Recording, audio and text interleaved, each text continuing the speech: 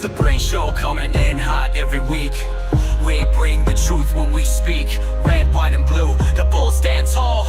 We the people, united won't fall.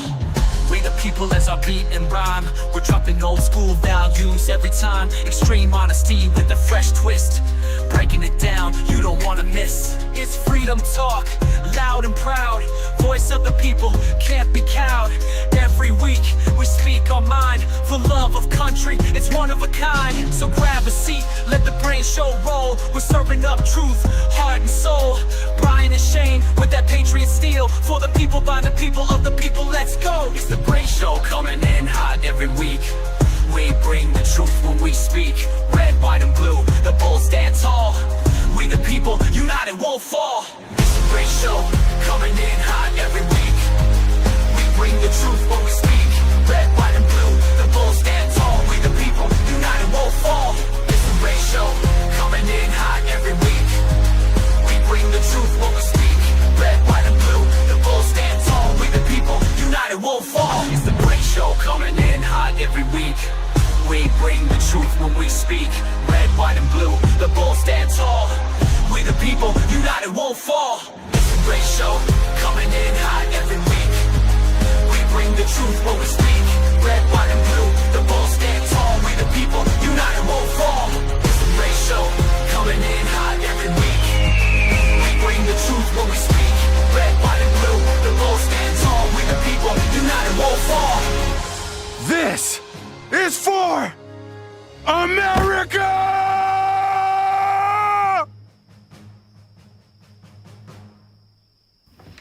Shut the f*** up! Yep. All right.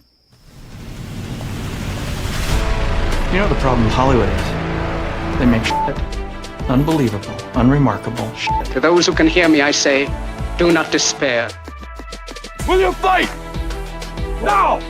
We will run! And we will live! Shame on you. This could be the greatest night of our lives.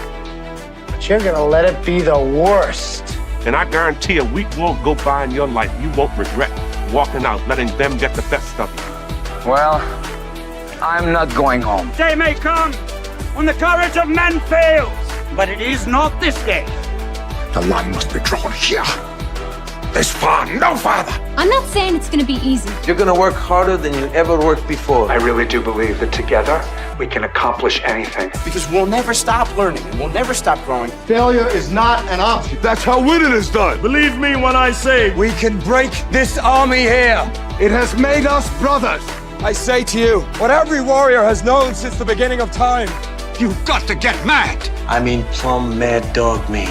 If you would be free men, then you must Fight to fulfill that promise. Let us Cut out their living guts. 1 inch at a time. And they will know what we can do! Let no man forget how menacing we are. We are lions. This is your time.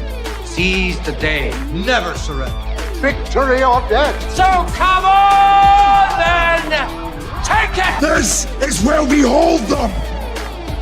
This is where we fight. All right, let's fly! My name is the Lord.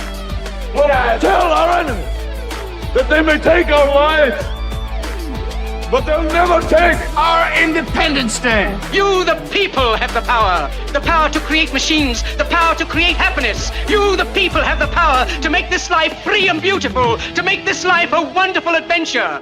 Then in the name of democracy, let us use that power. Let us all unite. Let us fight for a new world.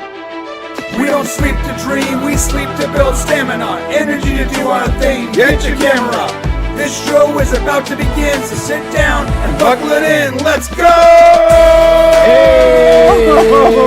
Hey! My name is Brian, that is John. You are watching the BRANE Show.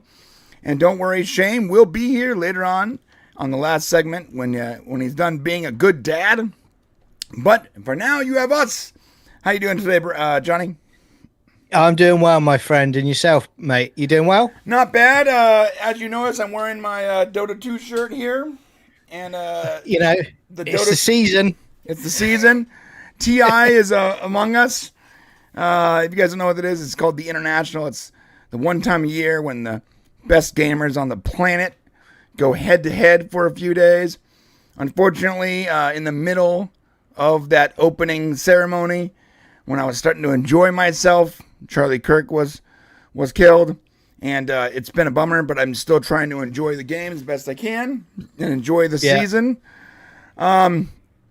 Yeah, so that's what's going on with me, and I'm editing the next video and just kicking butt and taking names. I'm wearing my Doc Brown's Garage t-shirt. I'm also wearing my Stargate Atlantis cap. Where did you get that from, John? I know, it's funny, isn't it? I'm literally a walking sponsor for Mixed Teas right now. If anyone doesn't know that? where How do you that spell is. Mixed Teas? It's TEES, mate. And literally for Brian and Shane now. There it is. Yeah. I am literally Garth from Wayne's World at this point. Yeah. That's it. We gotta make that video. We gotta do it. I gotta superimpose your face on there, and it'd be really funny. Hey, if you want to support us, speaking of mixtees.com, go to mixtees.com or mxtz.co. Click on YouTube exclusives, hit the BRANE Show or any of these wonderful people, and get my hat. If you want to get John's hat, you can go to the Stargate collection on the podcast or on the main page, and you'll find that hat right here. And go check it out. The best way to support us is definitely to buy something. Sorry about the ad, but John brought it up. I had to capitalize. He did, exactly, yeah. I mean, I just had to throw it out there because I think I've got everything. All I need now is just the exclusive Mixed Tees underpants, and I've got the set. Oh, wait, underpants and socks. Don't forget. Yeah, exactly. Yeah, so you were before we get into the U.S. politics and all the insanity that's going on over here. By the way, Matthew McGee is right. I need to actually put that chat thing up. I'm sorry, guys. I'm lacking today because the SMP went so late. I didn't have a chance to set everything up. But Matt McGee did buy a hat and a shirt, and it comes on Mondays, which is awesome. I probably should have taken less time to do that, but we'll figure that out later. He's joining the club. Well done, Matt. Yeah. Welcome to the club, my dude. No, so what I was saying was before we get into all the U.S. politics and all that, before I got distracted by Matthew McGee's support, I want to touch on what's going on in the UK right now, because there are a lot of people taking to the streets, bro. That's got to make you feel good, right? Yeah. Oh, it makes me feel great. Before I do that, I just wanted to, say, all my prayers to, Charlie Kirk's wife and two kids, during this terrible week. But with that said, on to London. It is fantastic, and I'm not even going to call them the leftists now. I'm going to call them the idiots. And they are. BBC News put out an article earlier today to say basically thousands turn up for far right rally. Well, considering two things. First of all, one, they're not far right. They're people that want their country back from what is going on. Two, it's not a few thousand. It's almost just over 3 million people. So, that sort of cock up just again proves that they're propaganda pieces. These people shouldn't ever be allowed to call themselves journalists anymore. They are propagandists. That's what they are. But it is wonderful to see flags flying everywhere. That's what we've needed. And again, I'm not a fan of Keir Starmer, but he's certainly woken up the beast. People have had enough. They're marching now. And it's a wonderful sight. If you get to see the videos online, it is wonderful. Check it out. Yeah, and the reason why they're calling them far right and fascists and Nazis, and this is happening here too, is because they're trying to diminish them to the public. They want the public to see them as less than human and scourge that should be not listened to. That in the least amount should not be listened to. Their opinions should be discounted. Their thoughts should be squirreled away and not put any importance on. And in the worst, they should be removed from the planet. And you see that kind of rhetoric coming ever since I think it was the late 50s, 60s, the Marxism playbook, that Soviet playbook that came out, and they said, we need to call our oppositions Nazis and racists, because in the public mind that will minimize their opinions, that will make them seem less than human, because those things are horrible. Even if it's wrong, if we call them Nazis and far right and racist and sexist and bigots and all the ist, if you call them all the ist, then eventually the public will start to associate right-wing values, conservatism, family units as all the ist, as less than human. And what you have now, after 50 years of that playbook in effect, and that's a lot. There's a lot of things in this book. You guys need to read it. It's called Soviet War. This came out in I think it was the early 60s, on how to essentially take over the United States, take over the West. And the strategy in that book, one of them was to identify your opposition as less than racist, sexist, Nazis, etc. But then also to install people, like-minded Marxist thinkers, into lower and higher education positions in order to groom, to teach, and to indoctrinate the next generation coming up, so that every generation, your side gets a little stronger, gets a little more brainwashed. Well, when they did that, what did they expect to happen 50 years later? Did they expect violence not to be the outcome when you've brain damaged and brainwashed entire generations for 40 years? Eventually, these people are going to assume that it's completely okay to kill a fascist, what they think is a fascist, because they've been labeled a fascist by media, not because they've listened to them, not because they've paid attention or actually tried to understand where that person was coming from. No, because someone in their group or in their media circle or on their stupid Blue Sky Reddit app or whatever labeled that person a fascist. So automatically that person is less than, that person deserves to be shot in the neck. That's exactly what happened. And now we're at the point, we're at that tipping point where that's happening, where these insane, brainwashed, debaucherous, depraved individuals that don't know any better, they're literally brain damaged from this insane rhetoric, from this grooming. And now they think it's okay to kill people. And on the lesser side, cheer for the person that is killing people. And what do you see in UK? Now those your right wing, your conservative values, your regular class, working class people are taken to the streets. You don't think that's going to happen here? You're out of your mind. I mean, you know me, mate. I'm quite a calm guy that likes to try and look at the positives in life, really. But I've got to a point this week where I'm pissed. Because the one thing that I hate the most, especially when you have horrible tragedies, what have happened in the last few days due to a complete idiot, you've got the politicians who come out straight after from certain parties, from certain sides of the aisle, and they go, right, okay, we need to come together and we need to work together in peace, and all of this cobblers that they come out with. And yet, at the march today, countering it, we had MPs from a party in the UK saying, we've come out here to protest against this fascist uprising. And again, we don't believe a single word you say. Right. It's just a playbook for you. It's a PR machine. Right, let's copy and paste that out to the public, and then let's go about being absolute ghouls again, like we actually are. Well, here's the sickest part, right? They've cheapened the word Nazi. Real Nazis committed horrible crimes, genocide, world wars, death camps, entire bloodlines removed from history. Horrible.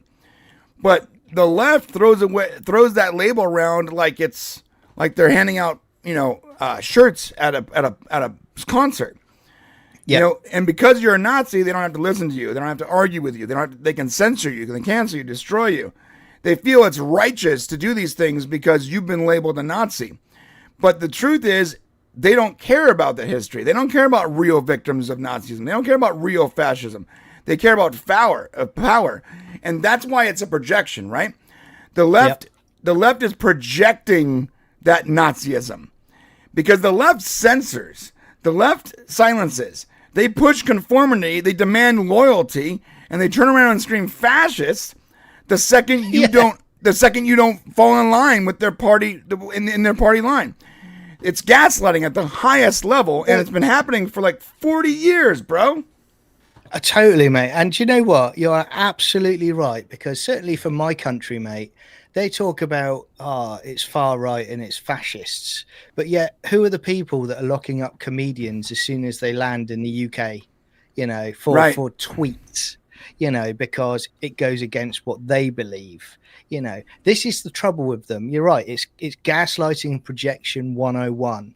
And again, I think people more and more, not just in this country, but in your country, they're seeing through it more and more now, but they're also going, do you know what? We have had enough. You know, I'm not even an American, but what happened the other day, mate, you know, I'm quite a calm guy, but do you know what? All I thought was a quote from a film I adore called Tombstone with Kirk Russell. And it was, you called down the thunder. Well, now you've got it, you know? And I think that's where people are with it now, because people have actually crossed over to these people quite a lot over the years with empathy, but yet we know now exactly what's going to happen. You're basically telling people, we don't want debate, we don't want free speech and discussion, we just want to wipe you out, and that's it. You know, you can't debate that. That's the problem with empathy. Like, so we try to deal with these people the way we want to be dealt with, because that's how I was raised. Talk to people the way you want to be spoken to. Treat people the way you want to be treated. So when these crazy people hit my feed, my comments, my replies, whatever, I go, well, let's have a conversation. Why do you feel this way? We try to empathize with them. We're tolerant of their beliefs. We desperately try to educate them with what we know, so that maybe we can find some kind of middle ground together. But what happens when there is no middle ground? Like, if you believe murder is okay because you don't like what someone said, or what you think they said, or what you heard they said from some third party person who think they heard they said what they said, when you think that's okay, I think that there is no middle anymore. We can't find common ground on that. In no way can I find common ground with someone who thinks murdering someone for their opinions is okay. I can't find common ground with you. To me, that kind of mentality is subhuman, bro. You are damaged, brain damaged to a point where we can no longer have a conversation. I cannot educate you past that brain damage. It's just not possible. No, you're absolutely right. And you know what? When I obviously, I've told you I don't have kids, but when I see these incidents happen time and time again, and we'll go on to that a bit later, the question I am asking myself, and I'm asking now, is what is going on in the education systems? Because time and time again, you see a lot of, you know, it looks like they've got a nice upbringing, they've got lovely parents that are bringing them up right, and then something goes wrong. Now, where do they go? They go into the education system. So for me, that's a massive red flag. And again, when I was being taught as a kid, you were probably the same. I had teachers, and there's teachers that I still remember to this day, because they weren't pushing their own beliefs on me. They were making me make up my own mind, but giving me the information to do that. Right now, it seems like there's something going on very insidious within the education system. Insidious, bro. And yeah, and it is terrifying. Again, being a Christian guy as I am, I'm just going to come out and say it. My view is this is demonic, which is what is going on. Yeah, now. I agree. I 100% believe it. Yeah, it's demonic. You know, it's terrible. Let me give you guys a frame of reference for exactly what's happened over the last 80 years. This perfect storm of sacrificing our children to the gods of convenience. What happened was, and listen, my dates may be a little off, but I'm going to give you guys the story without anything written up here. Rockefeller and others like him really wanted to double their workforce. And so around the time of World War II, they figured we can utilize this tragedy of World War II, this war, to get women to come to work. And so they started pushing the ideas of feminism, motherhood is not enough. Don't you want your own career? Don't you want to be more than just a mom? By the way, There's nothing more noble than raising the next generation of people. Okay? Yeah. Raising the next generation of people versus being some douchebag secretary there is no comparison. But they painted this via media, via magazines, via guerrilla marketing tactics. They tried to get women to believe that they were less than because they were only moms. Only moms. Only the only humans that can propagate the species. Okay. I'm not sure how that is only than anything, but they convinced an entire generation of women to burn their bras, leave their husbands, and join the workforce. What happened? World War II ended. Men came back to work. Wages stagnated to an alarming rate. When we used to have wage gain, a certain, I don't remember the exact numbers, but a certain percentage every like 10 years, wages used to double, or, not double, but almost double. And wages used to go up with inflation.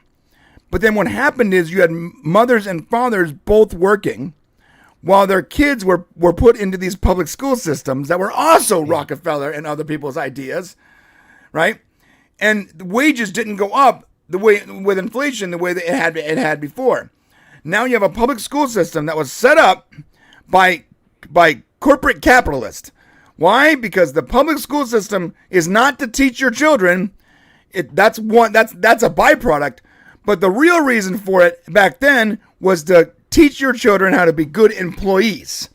Because they needed a workforce. They were running out of workers.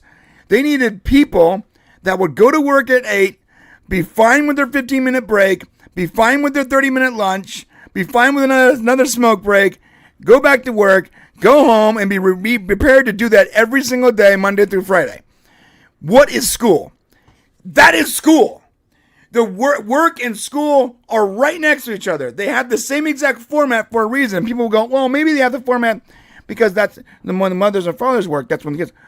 No, it doesn't make any sense for the mother and father to be having to go to work an hour before their kid does, or getting out of work 2 hours before their kids get out of work. Everything has been set up in a way that it's really hard to pinpoint why. But when you said demonic, it really hit for me. Because when we did that, moms and dads had to go back to work. Men and women had to work both jobs in order to make the same amount of income that originally one parent was making. When they put their and they had to put their kids in school in order to do that. They couldn't homeschool their kids. No longer were there community schoolhouses, which that was a thing. There used to be a thing where a community would have a schoolhouse. They called it the schoolhouse. It was the house no one was using that the community basically managed and maintained. They would hire an outside teacher to come live there and teach that community's kids. That used to be a thing. You didn't go to school 5 days a week. You went to school twice a week. The rest of the time you were helping around the house, spending time with your family. Now we have kids going to school every day being taught by people that aren't their parents, while their parents are slaving away at some corporate dead-end job for the majority of people. And they wonder when they get home why they're so frustrated because they're so tired. They don't have time to spend with their kids. Even if they did have time to spend with their kids have a packet of homework longer than the Constitution every single night. All of this is designed to distract the family unit from bonding, to break up the positivities of a family unit, and to stress out the family unit to the point of breaking. And very few people can actually handle that kind of pressure, day in, day out, never-ending grind. From the youngest kid to the oldest father, that grind is a never-ending, soul-sucking marathon. And so families have a hard time actually surviving those pressures. And then you fast forward, and you start putting these people with bad ideas, LGBT ideas, gay malware, socialists, Marxists, leftists. You start putting them in places of power for your children. Teachers, principals, freaking school cafeteria ladies, whatever. You put them in power over the children. Now they're training your kids for 8 hours a day. You don't know what they're saying. You don't know what they believe. You barely even know their names because you're too busy at your 10-hour-a-day job to really pay attention. And even if you want to be a good parent, in order to pay attention, you have to sacrifice providing for attention.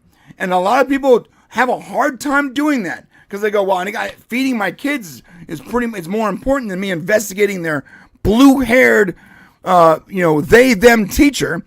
But if you don't do that, you're screwing up your kid. And some people don't even see it that way because they were also groomed by the same generation a generation ago. They don't think it's a big deal that their kids are being brain damaged beyond repair before their brains are even hard enough to make real decisions.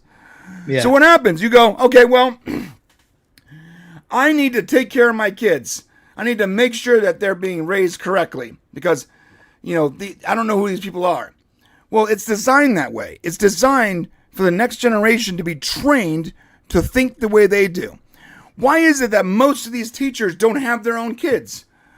And how crazy is that? John, think about this. And here's a real statistic.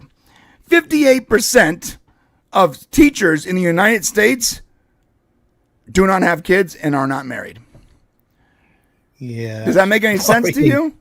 It doesn't. And again, this goes back to what I was saying a few minutes ago. I think it's demonic of what is happening in the West at the moment. I also think that it's insidious. I think this was, like you said, from what you've just said there, I think that there were certainly people that were put in power higher up, and it's filtered all the way down. So they've put people in positions of power, whether that's your HR manager in your corporate company that's telling you you've got to do unconscious bias training, whether it's a school teacher, a headmaster, or headmistress, all the way up to the top till you get to counselors, you get to senators, you get to the White House. It's all the way, and it has been for a long time. And and going back to schools, how is it that a counselor has the kind of power to tell your kid your parents aren't going to understand your sexual identity? Don't tell them about that.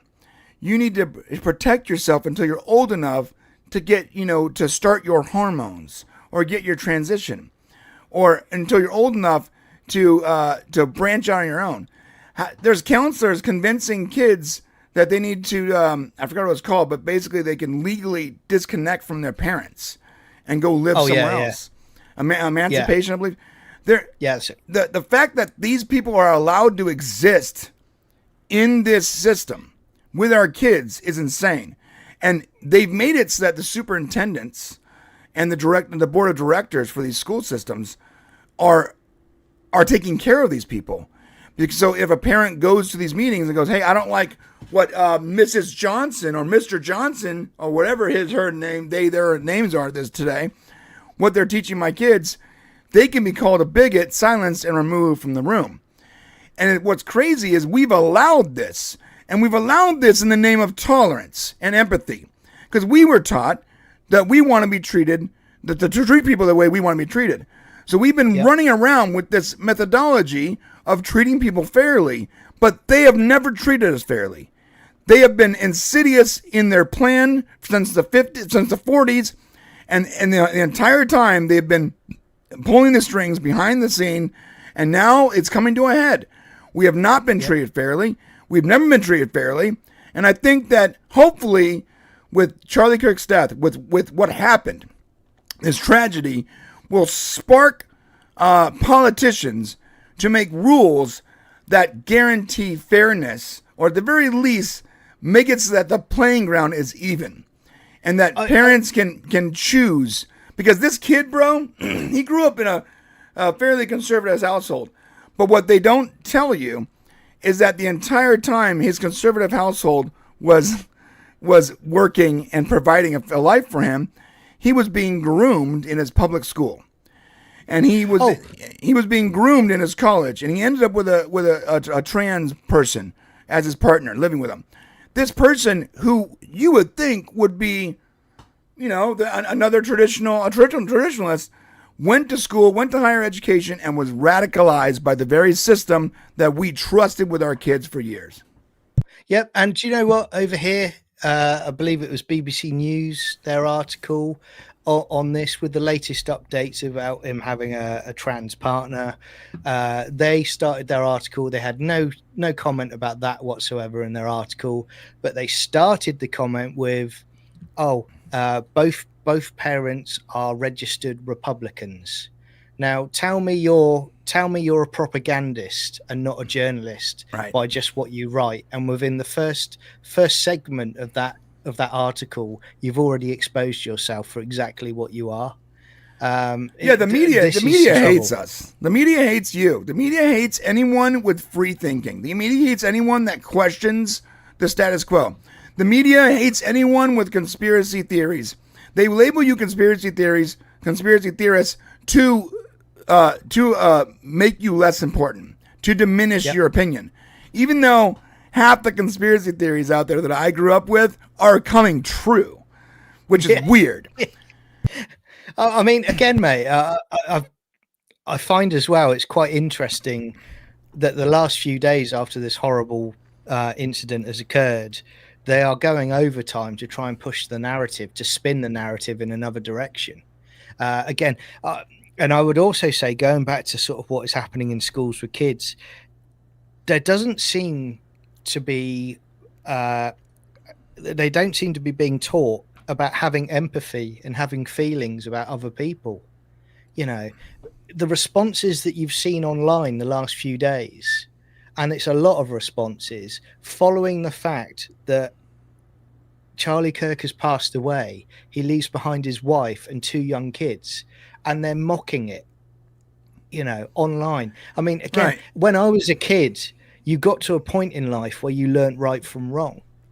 These people don't seem to understand what is right from wrong. No, I mean, but to be fair, they have been told their entire life from elementary school to university to college, they have been told that fascists and Nazis are less than human, and that these people have been labeled these horrible things, and to punch a Nazi and to be violent against these right-wing ideas.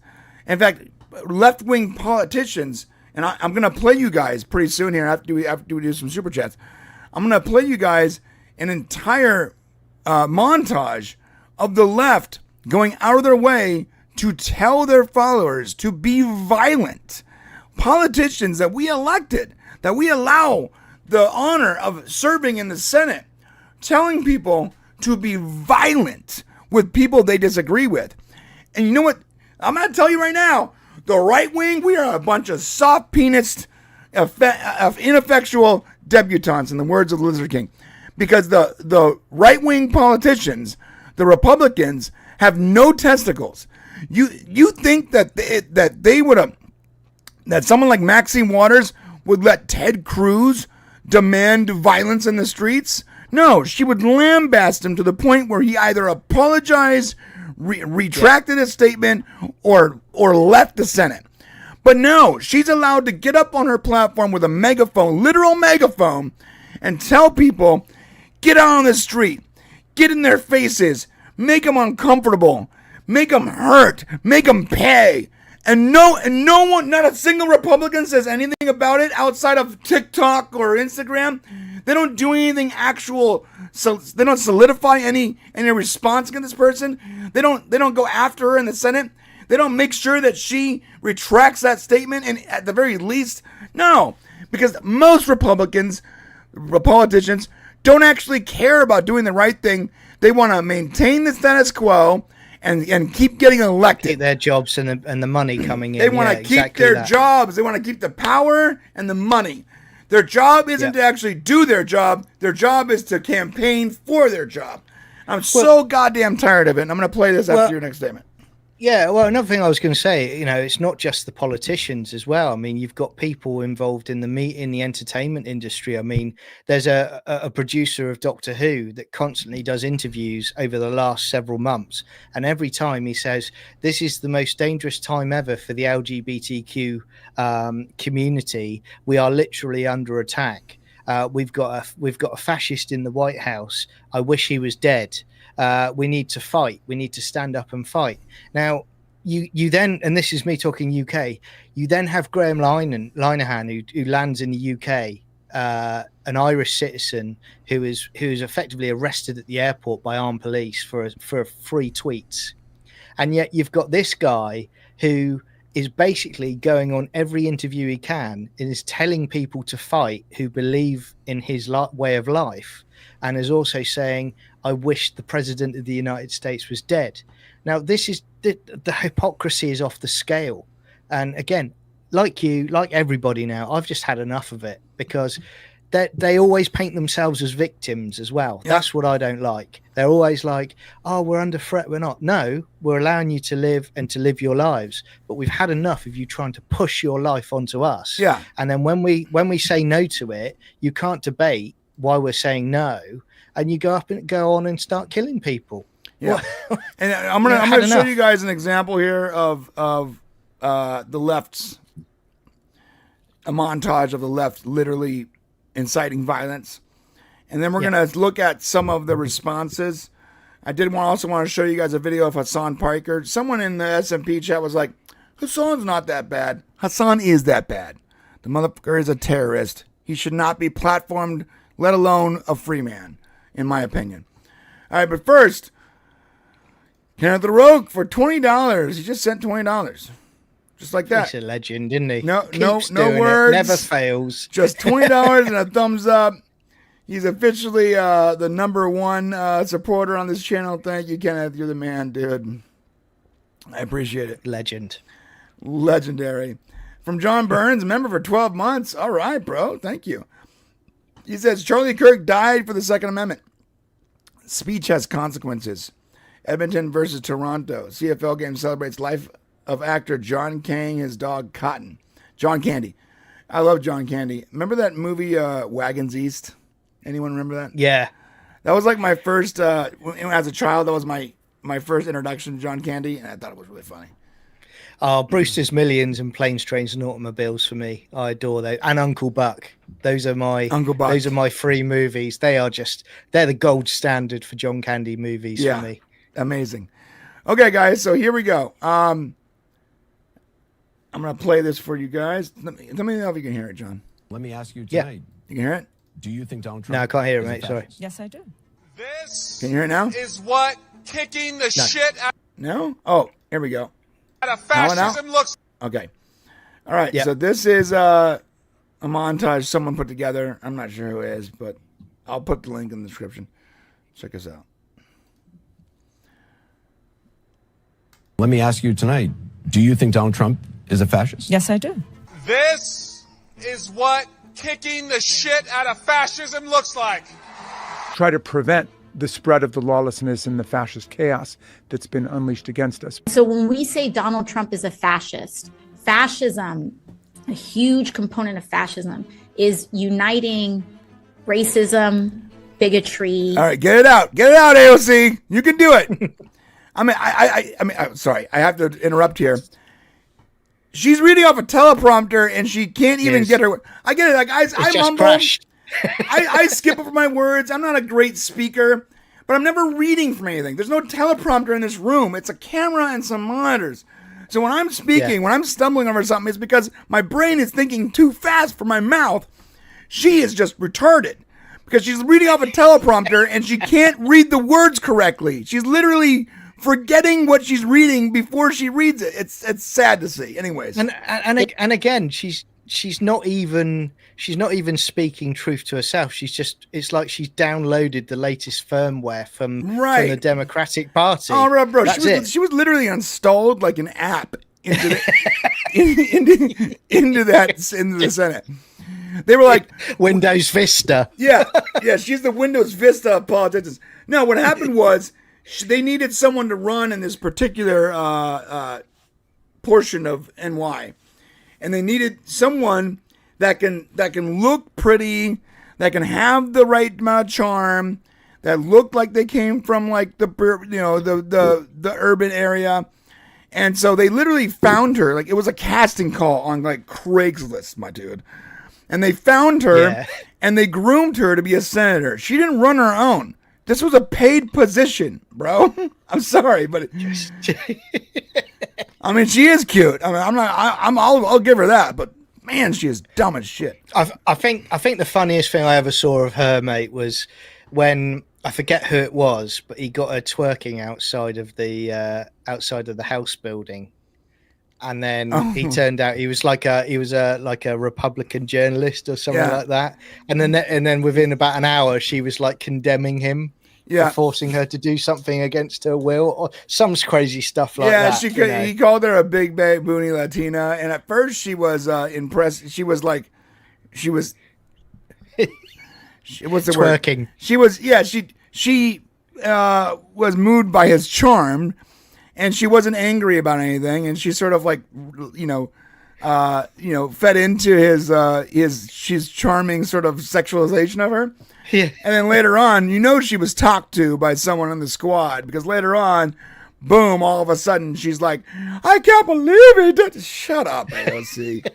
Goodness gracious, bro. Yeah, the heck was thinking. Yeah, she had a casting couch edition. Okay, so anyways, let's go back to this. A form of racist nationalism. We are now living in a fascist dictatorship. We are worried about potential rise of fascism in this country. We're worried about our democracy falling to an authoritarian and potentially fascist form of government. Not only to roll over to Donald Trump's will, but to roll over our democracy and allow him to take over this country as a fascist dictator. When fascism isn't just coming, it's already here. Okay, hold up. I got it. So she was fired from her job recently. Yeah. And it's really funny. Because I can't see the whole screen, I'm going to take us off. You guys can still hear us, so yeah, okay. So she looks like a Bond villain. Yeah, she does, yeah. Yeah. I'm not sure what happened. There was a weird point in Hollywood where everyone decided that bald black chicks was in. That was the new thing. And all of a sudden, everyone started shaving their heads. Newsflash for you guys. Bald men work. It has worked historically, but bald women. Oh yeah, let's see that real quick. So, yeah, see, bald men, that works, right? Historically, men have lost their hair, so we've sort of accepted baldness. But bald women doesn't work. Now, yeah, you maybe have a medical condition, maybe you can't control it, whatever. I get it. But dude, there's an entire industry out there designed to make sure women are not bald. I'm not sure why we celebrate the whole bald thing. It's weird. I didn't want to say anything, mate. I wasn't going to ask many questions about it. I just thought there was a massive head lice infestation at MSNBC. That's why they started shaving their heads. That's what I thought, mate. Okay. Someone said to play the video so the audience see how messed up Alex was. Okay, I will find that while we're watching this. I will find that because maybe you're right. I don't remember the video. Here we go. The former chairman of the Joint Chiefs of Staff, Mark Milley, said, "No one has ever been more dangerous to this country than Donald Trump, and he is a fascist to his core." Right, you guys saw that, right? Like, these are, and there's the person you can add if you want to follow that person.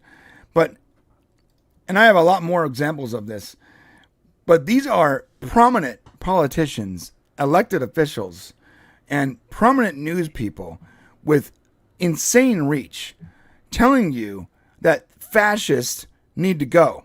Fascists are less than. And then labeling their opposition as fascist. It's really... How does no one not see a problem with this? Oh no, and you know, the majority of them, this is what I hate, and it's in our country as well, and it's across the West, that they then come out and go, we need to come together, you know, so that these things don't happen again. No one believes your lies. No one believes the nonsense you're peddling out now, because we've seen who you actually are. I think it was Elizabeth Warren I saw as well. She was trying to blame the killing of Charlie Kirk on Trump the other day as well. And it's like, how can you even make that leap without being just a complete activist for what you believe in? It's staggering. It really is. Yeah, it's completely staggering. Now here is the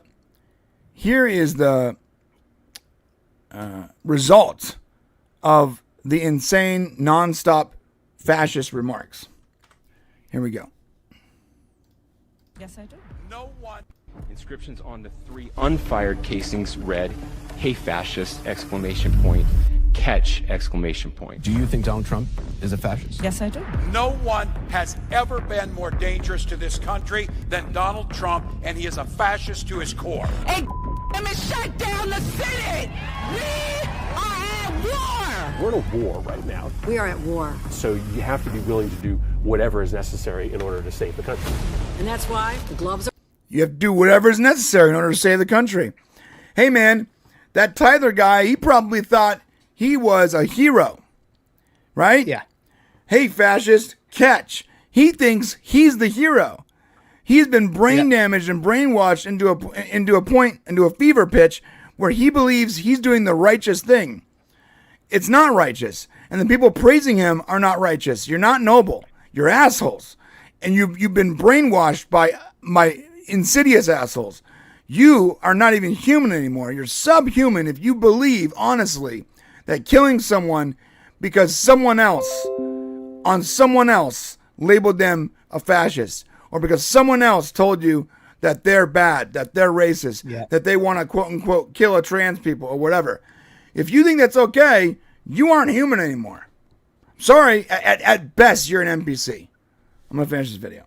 Donald Trump and the MAGA Republicans represent an extremism that threatens the very foundations of our republic. And yes, there are many threats to democracy. We see it with these extreme candidates. I just don't even know why there aren't uprisings all over the country, and maybe there will be. But you can only push people so far. And then they start to take matters into their own hands. What the American public want is for us to bring actual weapons to this bar fight. This is an actual fight. You know, this is literally call to arms. The MAGA movement is a threat. But Michelle says that, when they go low, we go high. No. With all due respect, if they go low, we don't go high. When they go low, we kick them. We take them to the mud and choke them out. And make sure that they stay down. And you know what? Kick them when they're down, because they deserve it. Get up in the face of some Congress people. We are going to be in your face. We are going to... This woman, by the way, is an absolute retard. Like she has no idea what's going on any given day. She is as stupid as they get. Oh my God, just so stupid. Yeah, me. Be on your... Go ahead. I mean, again, it's funny when they talk about like fascism and all of that. But what was the last government attempting to do? They were starting to attempt to curtail free speech in the United States.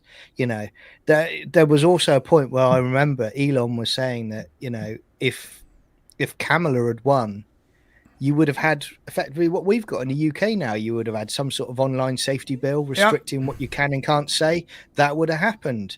But yet it's Trump and his administration that are the fascists. It's just, if it was, I sometimes feel, I don't know about you, that I've slipped into a parallel universe the last 10 years or so. It's just bizarre. Well, I mean, I think that what we're getting is not, like, it was predictable. Like, and I hate to be the guy right now that's talking about Alex Jones, and I know Alex Jones' stigma, but I mean, he did predict it. He predicted this for like 10 years, easily. And the problem is, every time he predicted it, he was called a conspiracy theorist, he was called a fascist, he was called a racist. And the reason they did that was they were trying to minimize his reach, minimize his opinions to regular people that weren't fully paying attention. Regular people that read headlines, that don't really read into the whole story, right? And if you can minimize the opinions of people trying to sound the alarm, then regular people that don't have time to pay attention will stop listening to those people. And not just Alex Jones, but plenty of people. I'm saying Alex Jones because he's the most popular. Alex Jones 100% was ringing this alarm for years. Other right-wing and libertarian sources have been ringing this alarm for years. They've been saying, hey, the sky is falling for years. And we've been like, yeah, it's not. You're fine. Everything's fine. Yeah. Don't be crazy. No one's going to be that bad. And now here we are. So the thing is, the left's plan is working. Like, they can minimize the opinions of people that they don't agree with or that they find, their competition. And if they minimize them enough, and if they dehumanize them enough, then not only would the outcome be that regular people don't pay attention to them, don't vote them, don't listen to their warnings, but then they might also shoot them because they might think that they're legitimately a threat to democracy. Buddha said something in the chat. Excuse me, in the chat. That was a hell ever meme. Yes, the "Hey fascist" catch was a hell ever meme, but also Tyler carved that into one of his bullets. So yes, that might have been something that came from Helldivers, but he carved into his bullets. So this person, along with other, pro-trans and anti-fascists or whatever crap on his gun, the guy was clearly brain damaged and brainwashed by the left into thinking that Charlie Kirk, of all people, was a threat. Charlie Kirk was a moderate, dude. He was extremely moderate in comparison to most of these other right-wing guys. Yet you went after the guy that most people liked, which is crazy. You made him a martyr, and now there's going to be consequences, and we're going to talk more about that when Shane gets here. He debated, that's what he did, and I've over the time I haven't seen all of the stuff that he did, but obviously he set up Turning Point UK as well. But what he used to do was he would say, well, I might not agree with what you say, but I will honor and respect your opinion to state your case to me. And they would debate, and that's why he became popular. That's why he was doing stuff at college campuses. And again, I think you're right. I think it's gonna kick off because I think some people are just gonna say, I'm going to quote Picard here from First Contact. The line must be drawn here, this far, no further. This far, I think that's exactly. You gotta do it with it. You gotta do it again, but you gotta do it with his passion because you have the right accent. Shall I try and do it with my accent? Yeah. The line must be drawn here, this far, and no further. Sorry, Patrick, I do it better. No, but Patrick had a good point. Like, what was his I forgot her name, but it was the Borg. It was the Borg. No, but the chick that was with him was trying to say, why are you so angry? Why are you fighting so hard? What she didn't understand is that person, and I'm forgetting her name, didn't have all the information. She was acting him. Why are you acting this way? Why are you so angry about this? Why are you so resolute? Because she didn't have all the information. That's the same way how normies don't have all the information. They're like, why are you so angry with Democrats? Why are you so angry with liberals? Why are you so anti-LGBT? Because you don't have all the information. You're not seeing how insidious this movement is, how it's anti-freedom, anti-American, anti-masculine, anti-family, anti-God, anti-everything that makes you you. That's why it's insidious. Well, again, that quote, if you watch it all back, mate, is perfect at the moment because, he says the reason he gets angry, he goes, they invade entire worlds, we fall back, and he said, and that's when he goes, the line must be drawn here, this far, no further. And then he breaks, as Garbage said in chat, he breaks the ships. That's it. That's where people are right now. And that's the left. These liberal nut jobs, they're the Borg. They invade entire spaces. They invade entire websites. I mean, dude, do you remember when Reddit actually had all opinions on it? When anyone can have discourse, when anyone can have a conversation, when there are multiple subreddits and you can choose your community to spend time in. I spend time in the Dota 2 community, or the photography community, or like you, John, the furry community. I'm not sure. But whatever communities you're part of. I told you not to tell people about my bear outfit. But look, there used to be actual communities out there for anyone. That's what made Reddit so special. It was a place where anyone with any opinions or any beliefs can find a community to spend time with or even have discourse in a more general community. But now, just like the motherfucking Borg, the left have taken over Reddit to the point where even right-wing subreddits are moderated by left-wing insane people, by left-wing wackos, while the main admins of the top 10 subreddits are 4 people. 4 people run 80% of Reddit. They've taken over the largest subreddits that exist, and they moderate to a point where conservatism values, right-wing ideas, or even general freedom of speech is just not permitted anymore on 80% of that website. And you wonder why Reddit becomes a cesspool. Same with Blue Sky. Same with, it used to be X. Twitter used to be the same way until Elon bought it and started booting out all these weirdos. They take over their spaces, just like the Borg took over entire planets. And what do? We back up. We start another space. We start another space. We start another space. We start another website, and then they take over that. They take over the video game spaces. They take over journalism. Comic books. Every TV network. Yeah, every subgenre. They just infect. And there's this tiny little small portion of people that just infect everything they touch with cancer. And we just keep retreating. We don't want to be mean. We don't want to be, intolerant. Well, you can do whatever you want with your body. It's okay. We keep retreating until all the spaces are gone. And then we wonder, how did it get so bad? Well, what do you expect? You retreated until there was nothing left.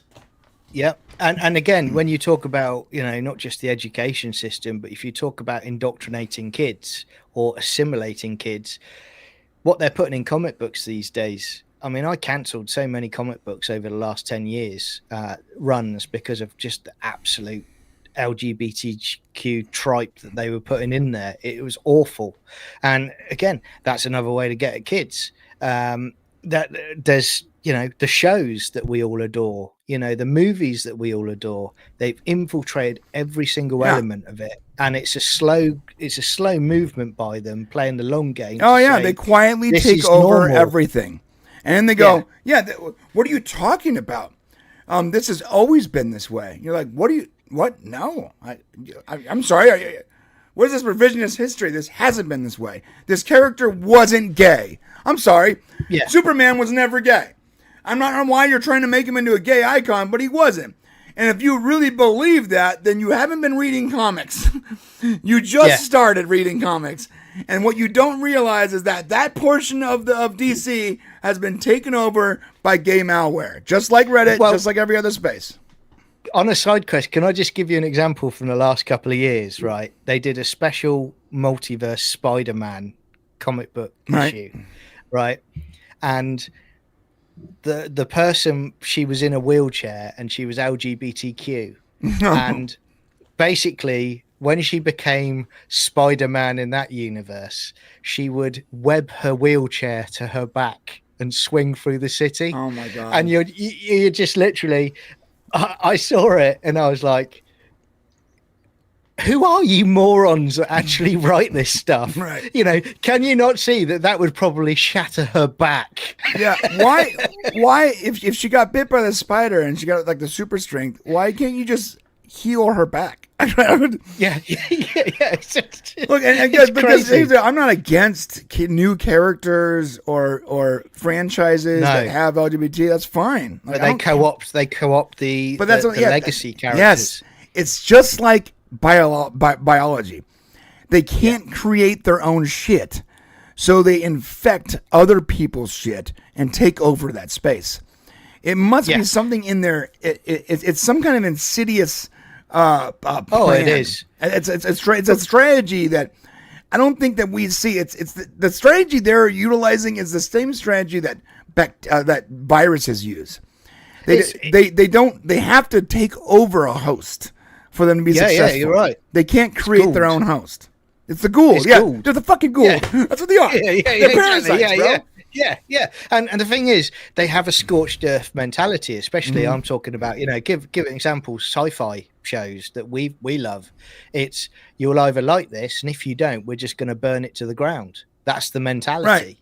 Right. It's terrible. But I was going to ask you a question. I was going to ask people in chat a question, because this is something that's really angered me this week. This flipping LGBTQ DC writer for Red Hood. God. I don't know if you've seen that. Yeah.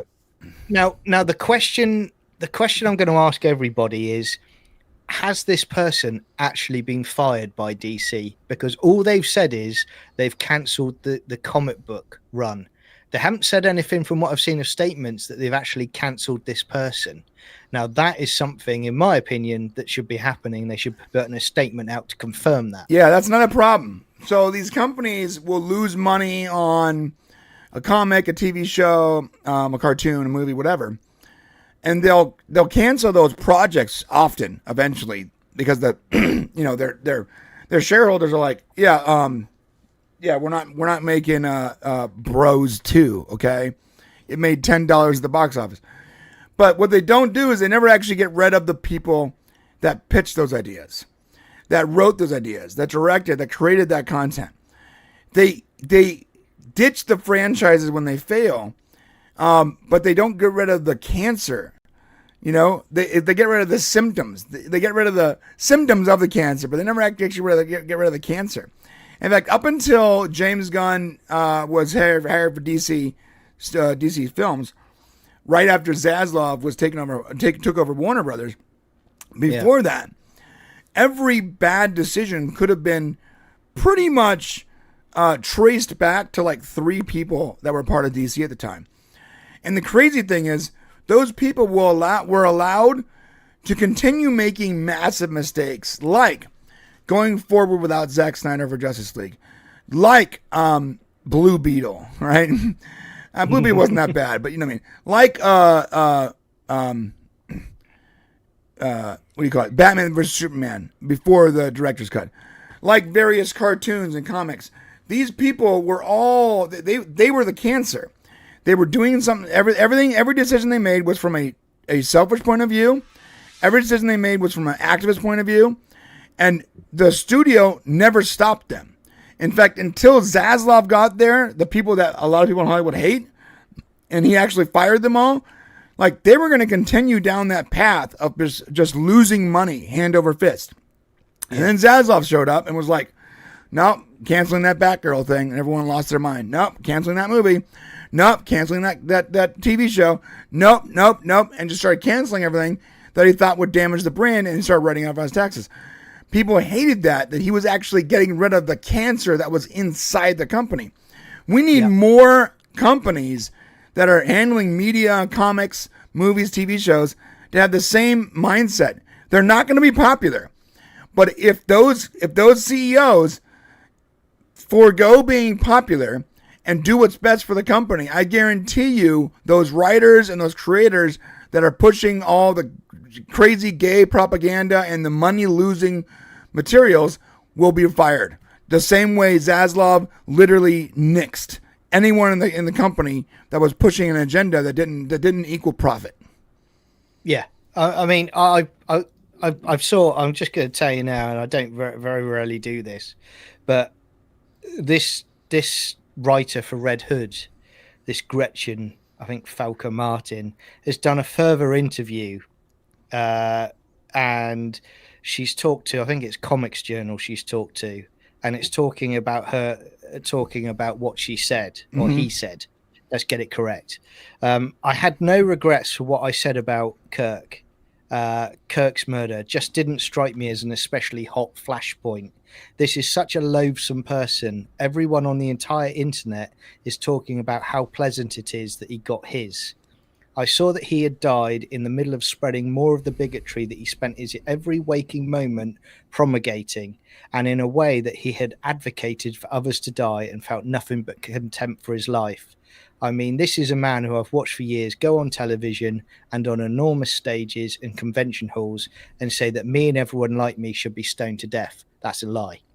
Yeah, that's all lies. So he must be just spending time in his little echo chambers. He's not on X. Yeah. He's on Blue Sky or something. And he's like, everyone on the internet hate this guy. No. The vast majority of people love this guy. And more importantly, younger people really like Charlie Kirk. And I'm talking about 13 to 18-year-olds. People still in high school loved Charlie Kirk. In fact, the youth group that I work with, almost all of them were like sad about Charlie Kirk's death. And I'm talking about kids that are like, how do you even know who Charlie Kirk is? Well, they have TikTok and Instagram. Like, he's so popular on these platforms. He really reached the young crowd. And these people are becoming radicalized. Like, you don't get this. We have restraint. We're older. We have jobs and families and responsibility. We have restraint. We know that a perfect world is not a right-wing world or a left-wing world. It's somewhere in the middle. We know that the perfect system for government isn't capitalism or socialism. It's somewhere in the middle. We know that there is gray to the world. But you know who doesn't know that yet? The high schoolers that you all just radicalized. That you all just made their hero a martyr. And most of his fans were not older people. It was younger people. He was loved by a lot of other creators and politicians, but his fans, he was most popular on platforms that skew to a younger high school generation. And now you have these people that are becoming radicalized. You think MAGA was bad? You thought MAGA was fascist? Wait till you have the super MAGAs come up. The ones that were raised on MAGA, raised on Charlie Kirk, and then you killed their hero. Wait till they come out voting age. It's going to be a disaster for you. Oh yeah, I mean, again, they were already. I mean, I'm talking about the Democratic Party in the US. They were already flipping, at rock bottom after the last election, but now they're just deciding to tunnel themselves to the core of the earth at this rate. They're that bad. Okay, so we're going to go into some reactions of people getting fired. But first, I want to do some super chats, and then I did find that video that Buddha suggested, the one with Alex Stein and AOC. It's a long video, but we'll play parts of it to see what he was talking about. It's funny. I recognize Alex Stein's face now. I haven't seen him for years, and he does have one of those like sort of funny douchebag faces. Like here's what he looks like, you guys. There's Alex Stein. He does have a funny douchebag face, so that might be fun to watch. But first, let's do some super chats. And by the way, thank you guys. Thank you for supporting us. I really appreciate it. Thank you for coming in the chat. And listen, if you have other opinions than us, that's cool. Put them in the chat. Yep. As long as you're respectful, as long as you are clear, then we will entertain your opinions. We will entertain your thoughts. And we if we disagree, then we'll be very clear about that. But the thing about discourse, and this is straight from Charlie, is the only proper discourse is respectful discourse. So if you want to have discourse in our chat, go for it. As long as you're respectful, you will be allowed to be there. It's when you get weird or racist or start like not making any sense is when we might have to mute you. But so far, everyone's been great. Kenneth the Rogue gave us 5 Brain Show memberships. My dude, the legendary Kenneth the Rogue. He just doesn't stop, does he? He doesn't. He's always ready to press that transaction button, isn't he? He's a machine. So what's good about this is, my brother Shane is coming on in about 10 minutes. And then after that segment, around 2 o'clock, we go into the members section where we really let our hair down, or at least in John's case. Not his hair, but we let it loose a little bit more. We're a little more, and I know if you're watching for the first time, you're like, these guys are reserved. What the fuck? We're actually more reserved on the public facing part of the show because we do want to keep our channel. We do want to be able to keep communicating with you and doing our shows. And in the past, we were a little crazier, a little more unhinged, and we got demonetized multiple times. So we share the more unhinged stuff, the more fringe theory stuff for the members section, and we get to speak to you guys in live. So if you got one of those memberships, great. If you're not a member, hit the join button, become a member. This is from I am gay. I am left and gay for real. Kid, Jesus, help me out here. I am left and gay for realsy deezy. Realsy. So he's left and gay for reals. Yeah. Okay. I think that's what he's trying to say. Right. Nothing wrong. Nothing wrong with that. Yeah. Listen, he's been a member for 4 months. So at some point, a real left gay person got a membership and just kept it going. So good on you, bro. Good to see you. Yeah. This is what he says. Good to have you in the chat. We will not go quietly into the night. We will not vanish without a fight. We're going to live on. We're going to survive.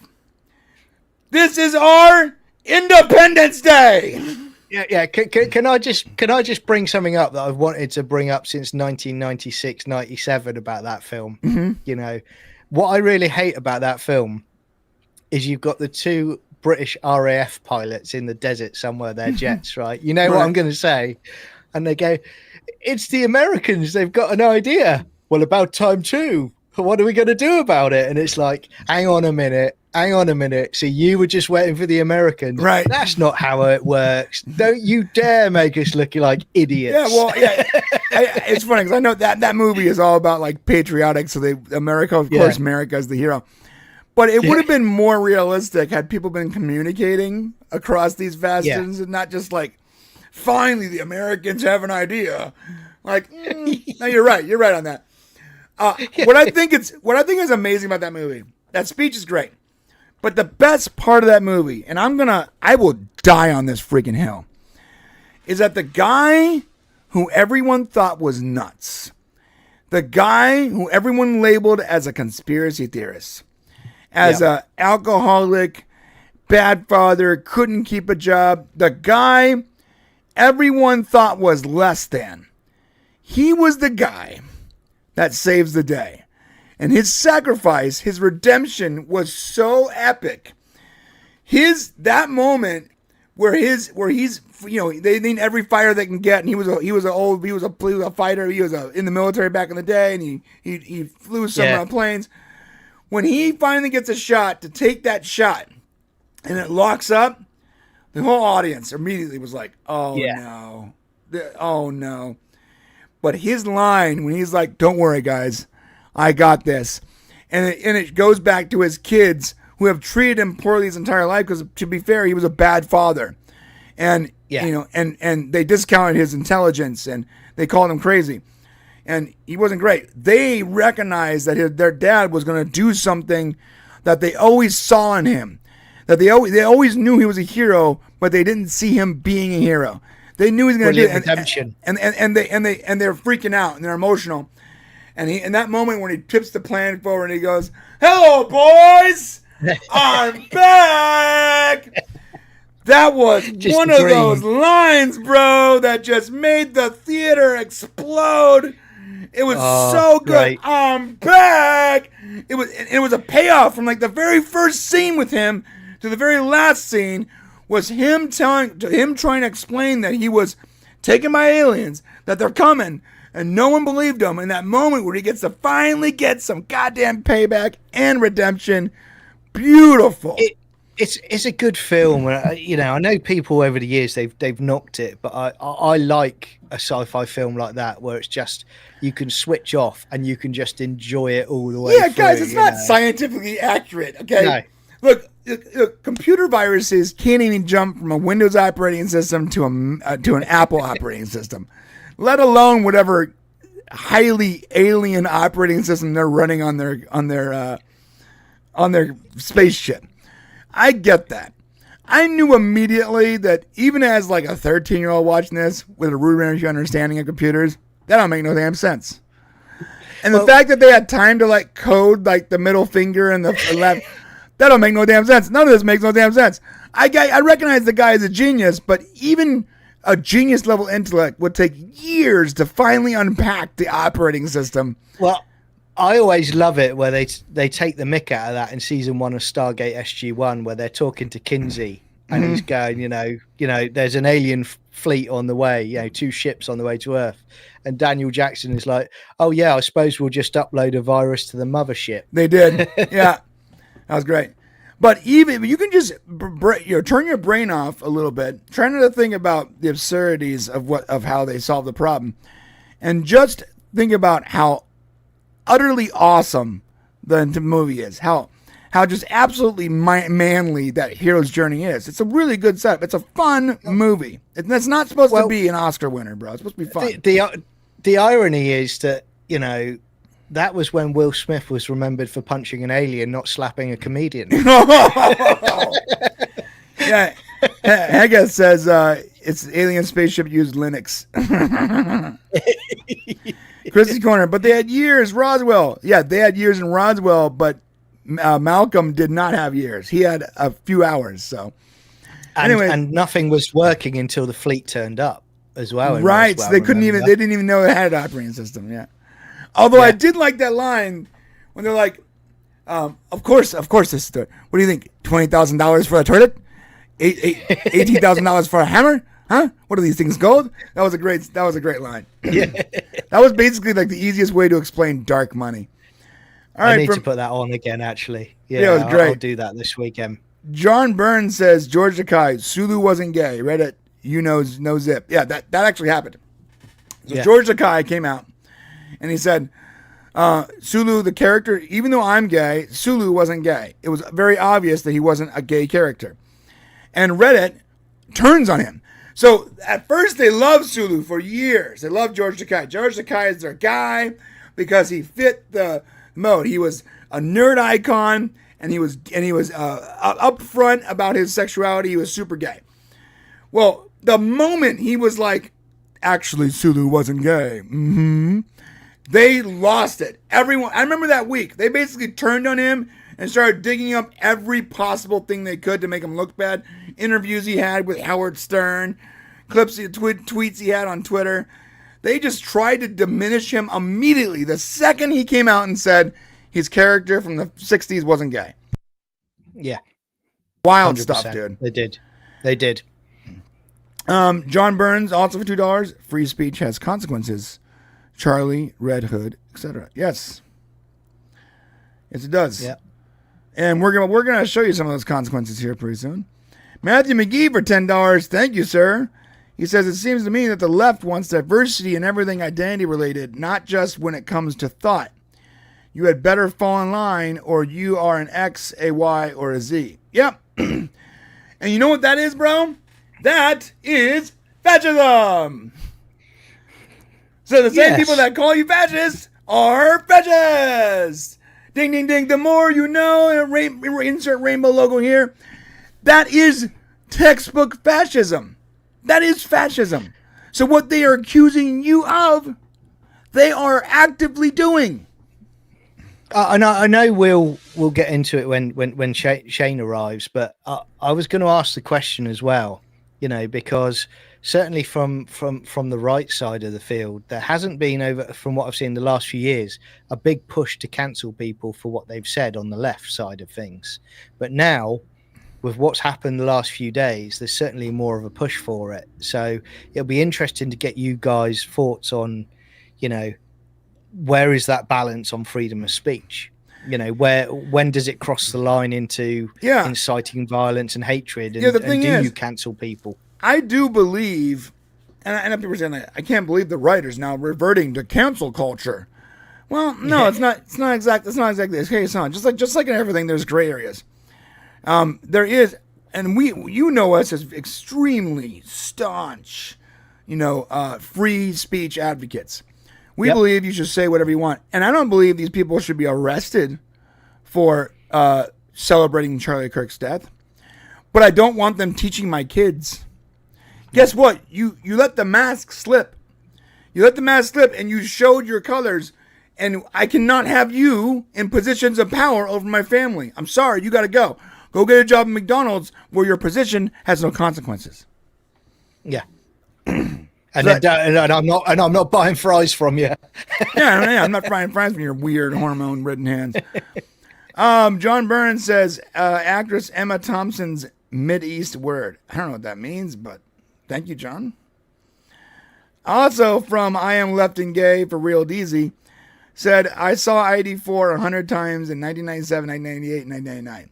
Yeah, I probably saw it about 50 times easily. That was my favorite movie right after Stargate for in the late 90s. Like, there was two movies I wanted to watch.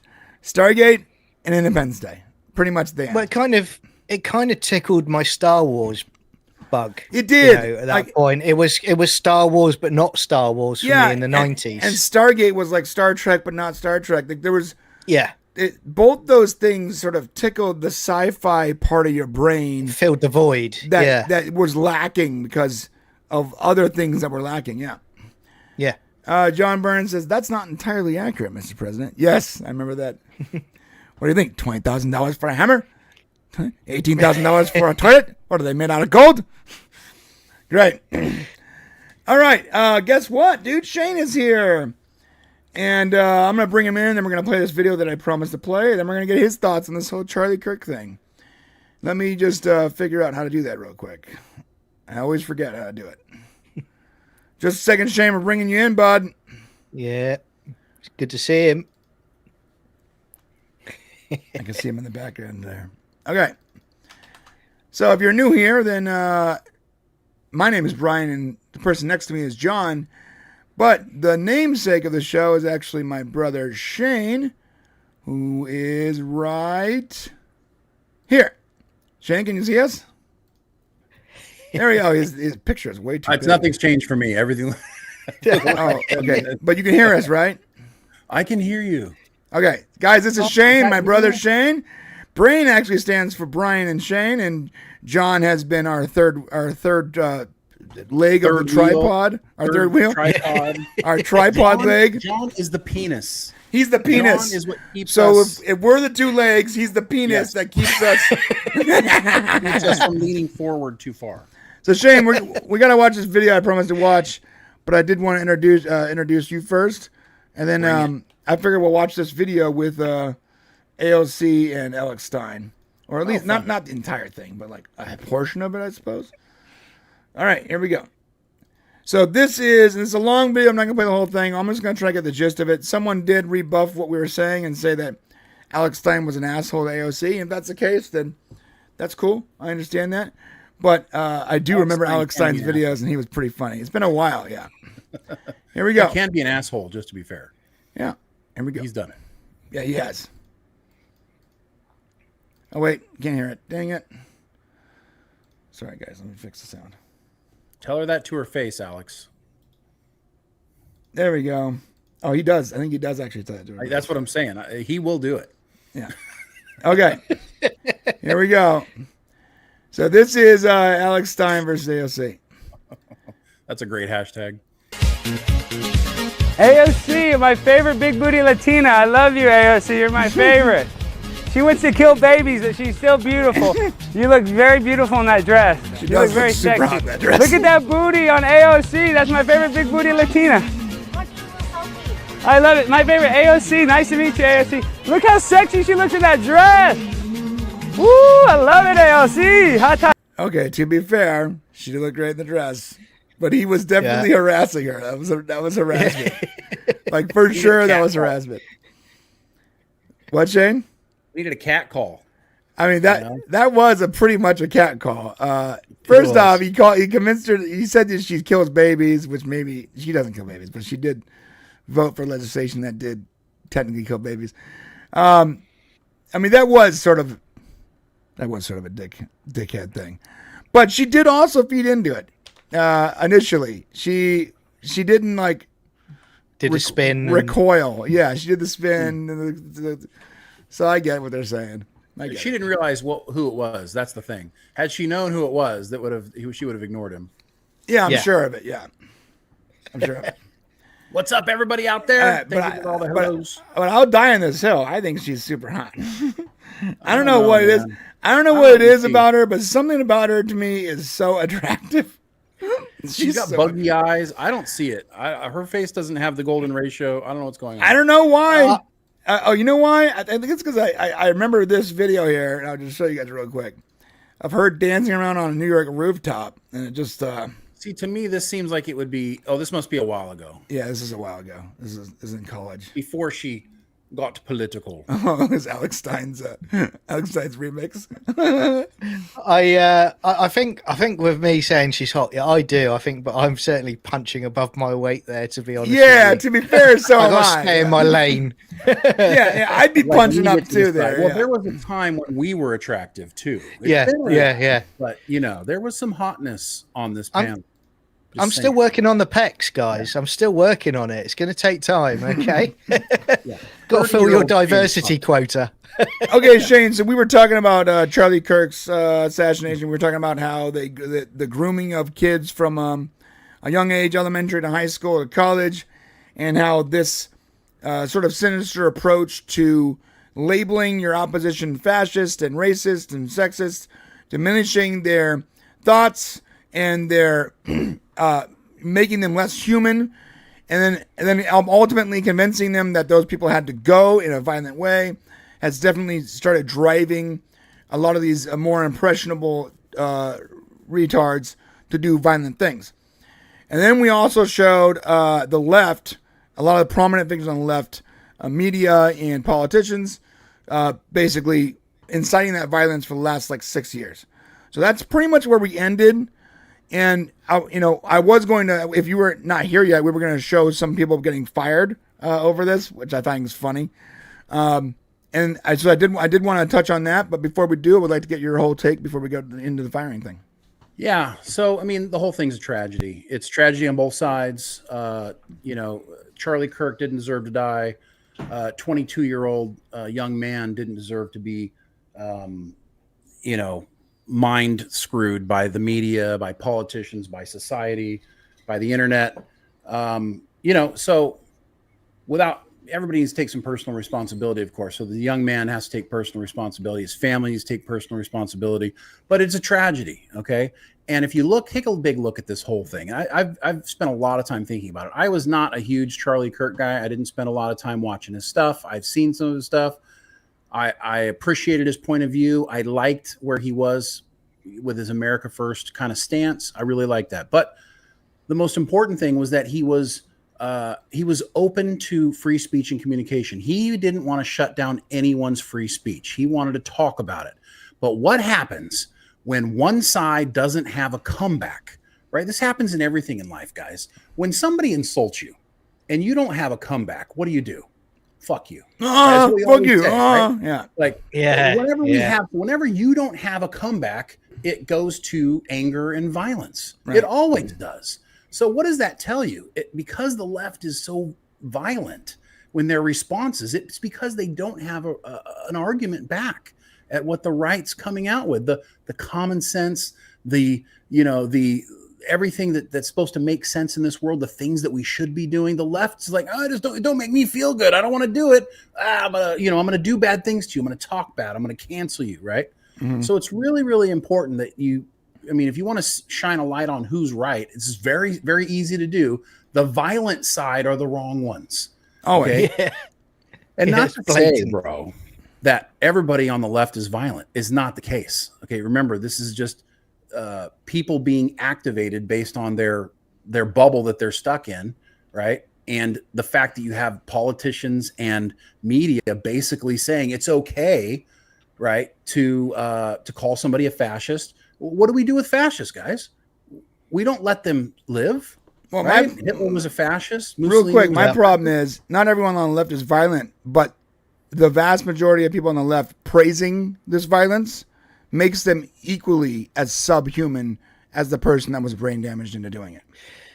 Well, you're 100% right. So if you're praising someone being killed, I don't care who you are, left, right, whatever, if that makes you feel like you got a W, then you are mentally, deranged, or you're you're compromised. You're compromised. Yeah. And so I 100% agree that what's happened here is you got some kid, and listen, if you spend any time on Discord, which a lot of you guys do, you get ramped up in these little circles, you get a tight little group of friends, and you're talking about stupid shit, right? That you're in your own little world.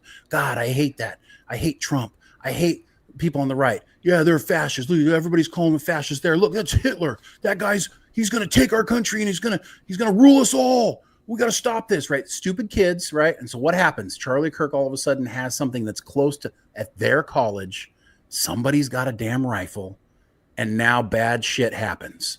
And so while we can't stop rhetoric, and the one thing, unfortunately, we can't say, well, now we've got to stop all free speech because we don't want people to do this, right? We got to be careful. All right. The left is trying to stop free speech, but the right can't now all of a sudden stop free speech because something bad happened. Okay. We got to be very careful. I don't think the right's trying to stop free speech. No, but that's the path that it leads down, right? You should be able to call somebody a fascist. You should be able to say those things. Oh, yeah. No, for sure. Criticize people all you want. Cancel people because they're doing that. But no. You can't be arrested. But you know what? I don't want you working at my kid's fucking school if you're praising Charlie Kirk's death on social media. Kids shouldn't know a teacher's political affiliation. Anyone in positions of power over someone else should be fired from their fucking job if they are praising the death of another human being because someone didn't agree with them. They should be fucking fired. Were there incidents where that occurred? Yes. What you're saying? Yeah, about 600 people. I have clips. And I mean, again, what you're saying there, Shane. Yeah, I get that, because where I am now, we're already on that slippery slope of free speech being removed, and which it might be on our side of the aisle, but what these people don't realize is the fact it will very quickly be on their side of the aisle. That's the slippery slope, and they just don't get it. And I do agree with workforces. Like, you're right, Brian. If you're a teacher and you're firing out that rhetoric online, no, you're not working with kids. If you're in a company or a corporation where you're presenting that company, your comments could effectively lose a contract. I get a corporate company saying, no, sorry, we're going to have to part company here. Yeah, that's there's free speech, but then there's also the commercial side of things as well. Yeah, there's also common sense. Contract. Right. There's common sense. Yeah. I think I sent you. There was like this, and listen, guys, remember, Reddit is a cesspool of scum and villainy. But there's a good point here being made. There's let me find the thing. Here we go. So this is on the subreddit itself. People are getting fired from their job after Charlie Kirk's assassination. And it said, I made a post yesterday night seeing a lot of radicalized reactions to the death of Charlie Kirk. And I was kind of right, because if you go on Twitter right now, multiple people leaning are reporting. So basically, he's saying that people are reporting people that are reacting poorly, reacting disgustingly to Charlie Kirk's assassination. Well, I love this and this is Reddit. The very first comment is, if you work in a public-facing company, you should know better than to post something remotely offensive under anything traceable to your own name. This is basic-ass kid stuff. Free speech has consequences, as was said earlier. I think John said it. Free speech has consequences. And listen, we want you to say whatever you want, but be prepared to get you spanked when it's something that's going to get you spanked. Yeah. Gross misconduct. You shouldn't be arrested for saying something. You shouldn't be arrested for your speech. But there's going to be consequences to your speech. And, the internet nowadays, they act like speech is consequence-free, because they've been an entire generation raised on no consequences when they call people assholes and retards and just thug all over them. When we grew up, if we did that, we had to face the consequences of possibly getting punched in the face. Right. Yeah. This last generation, last couple of generations, and we did. The last couple of generations didn't have that consequence, and now all of a sudden they're starting to feel that consequence. And we give them a lot of free room to reign, free rope to hang themselves, because we said, hey, free speech. We all wanted free speech. We didn't want any restrictions, so we didn't try to cancel anyone. Well, now they're hanging themselves with that rope because they're not used to consequences. And these 22-year-old teachers at Valley Vista Way or whatever, who teaches 2nd and 3rd grade, is being fired, and she's crying about it. Well, you went on a TikTok parade for 3 minutes talking about how great it was that Charlie Kirk is dead, and that she was glad that their kid got to have a front row seat to her father's murder and all those horrible things. Well, guess what, bitch? Adios. Well, it's very simple. A lot of people say, well, I should have free speech. You do have free speech, but your job may not want to keep you working for them if you're making them look bad. Right. And listen, that's what companies have the right to do. You can't fire somebody because they're gay or because they have a different political belief. You can't fire people for those reasons. But if you say something that's going to elicit harm to the business, they may not want to keep you. And that's very American, very normal, but right. I'm a little bit saddened by this whole thing. What I would like to see, and we're getting to a point, this killing of Charlie Kirk is an example of, it's been recently trans people have been, we've been able to target who people are and maybe think, well, maybe they're mentally damaged, or maybe they got mental issues, and maybe there's something wrong with those people. This kid was a normal kid. No, that's not true. No, he was living with it. He was living with his trans girlfriend. Okay, well, what we know is he graduated recently, not too long ago, from high school. He was a honor student or whatever. He had a good, strong family. I'm saying he was a very normal human being. Yeah, except for the last 2 years. Last 2 years, he not to hang out with trans people. Well, no. He was living with his trans girlfriend, and he was visiting Antifa, and he was going to Antifa meetings for the last 2 years. Are we 100% sure? 100% sure. Yeah, I got pictures.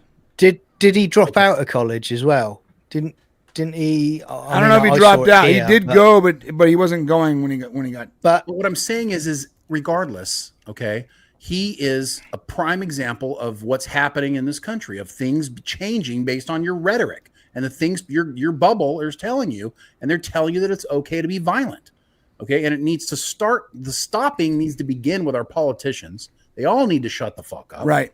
Okay, all of them, that Trump included, needs to shut up. What do you mean? Well, hold up. What do you mean, though? Shut the fuck up? Because I don't believe that Republicans should shut the fuck up right now. Them shutting the fuck up over the last 8 years has what drawn us here. Their soft penis, no testicles reaction to everything the fucking left has done for 8 fucking years is what got us here. They didn't condemn the left calling for violence for 4 fucking years when the Summer of Love happened. They didn't condemn their other Democrat cohorts for calling for the heads of people that they didn't agree with.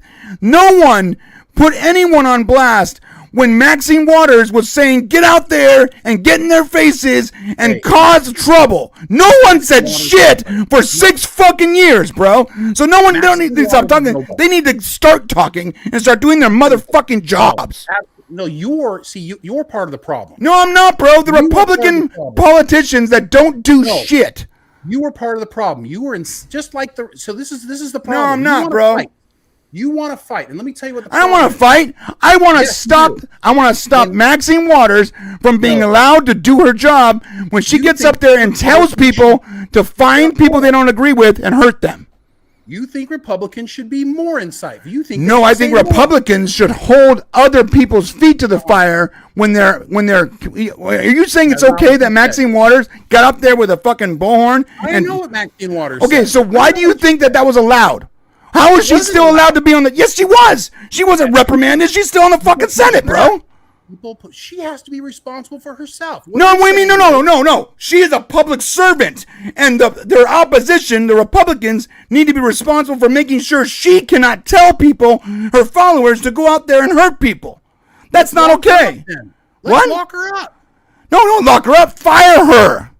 You can't. That's not how. What are you talking about, bro? She needs to be held accountable. She told her constituents to go find people in the street and hurt them. I know what she did, and therefore she should not be elected the next time around. Okay, so why isn't the Republican politicians doing anything about this atrocity? Okay, go ahead. Let me finish speaking. All right, go ahead. Trump does not hold back.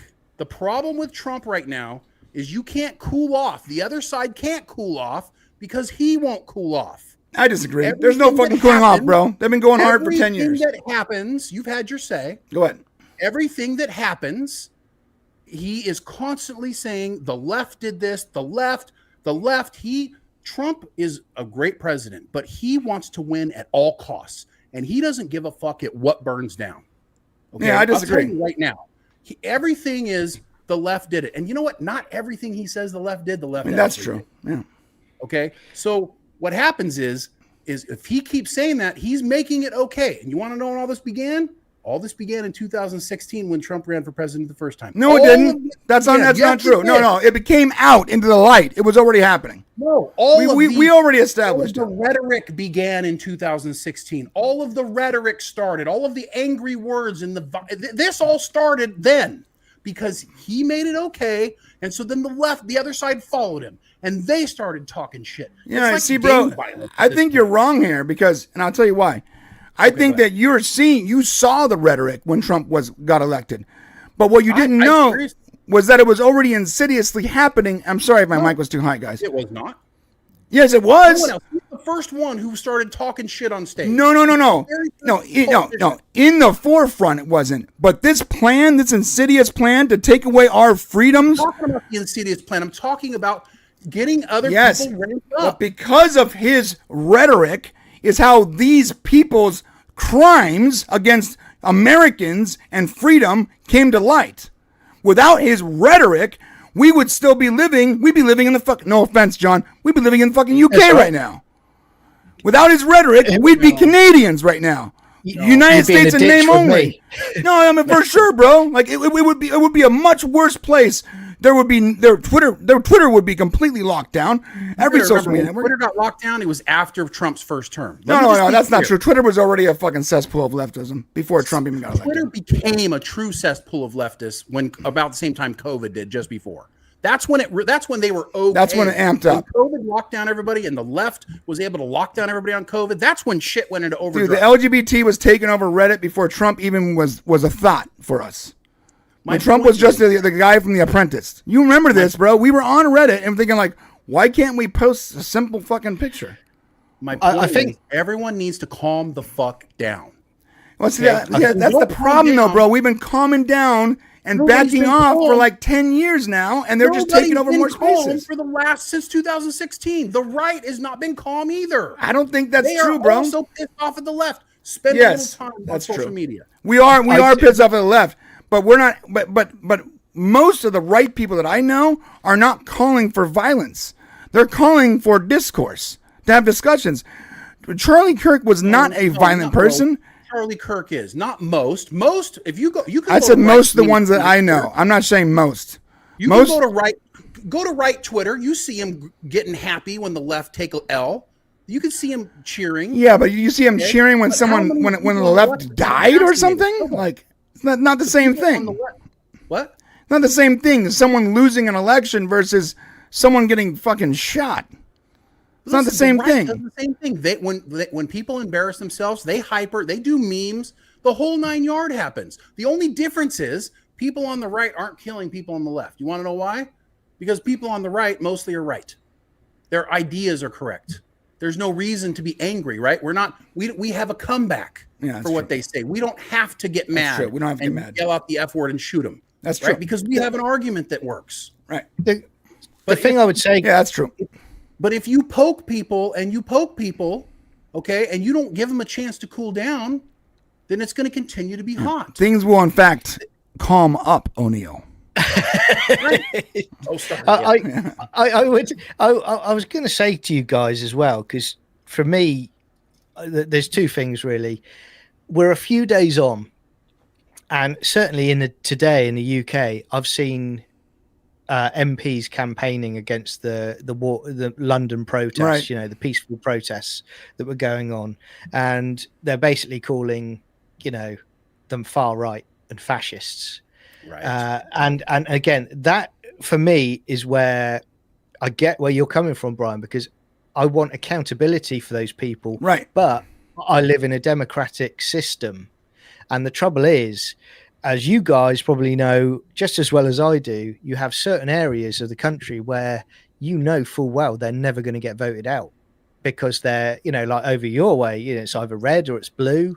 They're going to get in term after term. They're going to get elected regardless of what they say. And that's a big part of the problem, because you have people in those areas that I think sadly we're seeing that a lot of them think along the same lines. So they're going to there's no third party, left or right. Yeah. Yeah. And there's never going to be a third party. So we're stuck with the right or the left. And this is why when everyone goes like, "Oh, what do you identify as politically?" I don't say Republican because I'm not a Republican, and I'm not a Democrat. And until recently, I would have said Libertarian, but then they got a little nuts too. I guess I'm just a guy who wants to be free, and I want there to be less bullshit, and I don't want anyone getting shot over their opinions. Yeah. And I don't know what political party that is, but it doesn't exist right now. And so we're stuck with with Democrats and Republicans. And right now, Democrats are more evil than Republicans. I would say, guys, well, you got to stop generalizing. I'm gonna I'll let you talk here, John. But Yeah. Brian, you gotta stop Sorry. fucking Generally speaking, Democrat politicians are more evil than Republicans. Sorry, is that better? That's fair, but you got you got to be careful when you're labeling everybody, because I think that's Just saying. Look at some of these fucking retards, bro, getting up there and screaming and yelling, and they were elected in the Senate, and they were elected not because enough people voted for them, but because they were gerrymandered into a very specific part of the state and got in there just underneath the wire where no one else was running.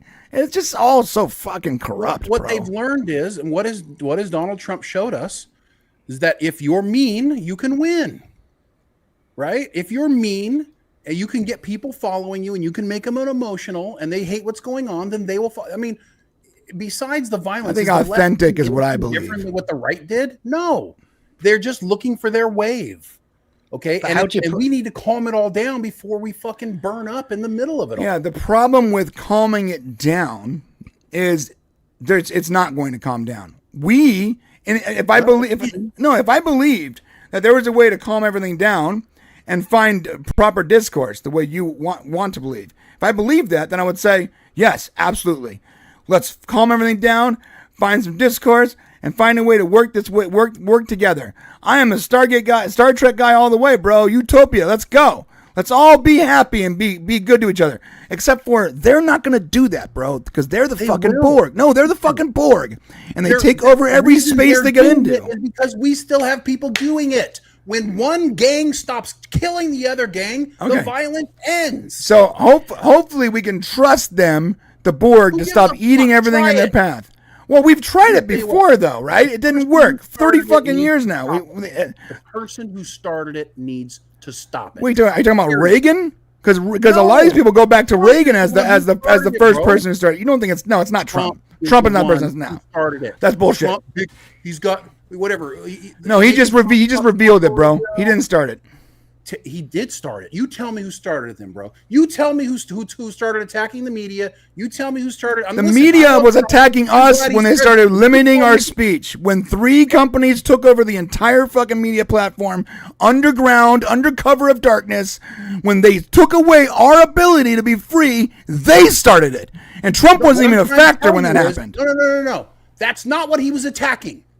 He attacked their lies and he attacked their vitriol. He attacked them lying to American people to try to control elections. That's what he attacked. And that would have been okay attacking the media. But the moment you start attacking other politicians, when you start attacking your counterparts, we all thought it was funny. It was hilarious. Oh my God, can you believe this? Nobody's ever talked to anybody like this before. Well, guess what? Free speech has consequences. And it has consequences for him too. And that means that other people are going to be like, well, fuck, I'm going to say what I want to.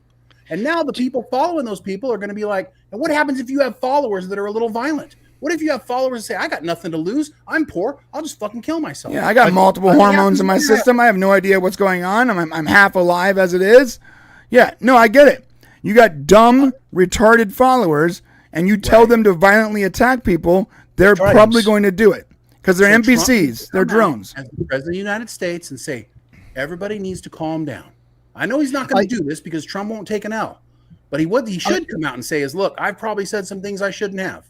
Okay, we all need to calm down. That's crazy. We do not want people like Charlie Kirk being killed, whether it's the right or the left. I think, guys, for me, that people are crying out for accountability, and that is in politicians.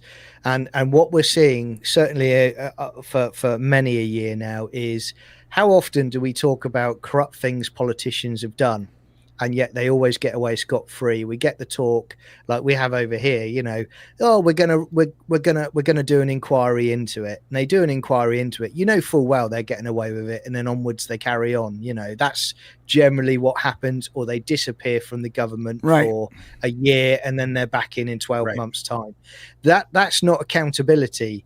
And the trouble that you've got in any Western democracy is the fact that if you do not have that accountability at the top, people start losing trust in the system, in my opinion, and it starts degrading over time. And I think this is where you suddenly you get to this point now where it is just rhetoric. It is just constantly, I hate them because they're far right fascists.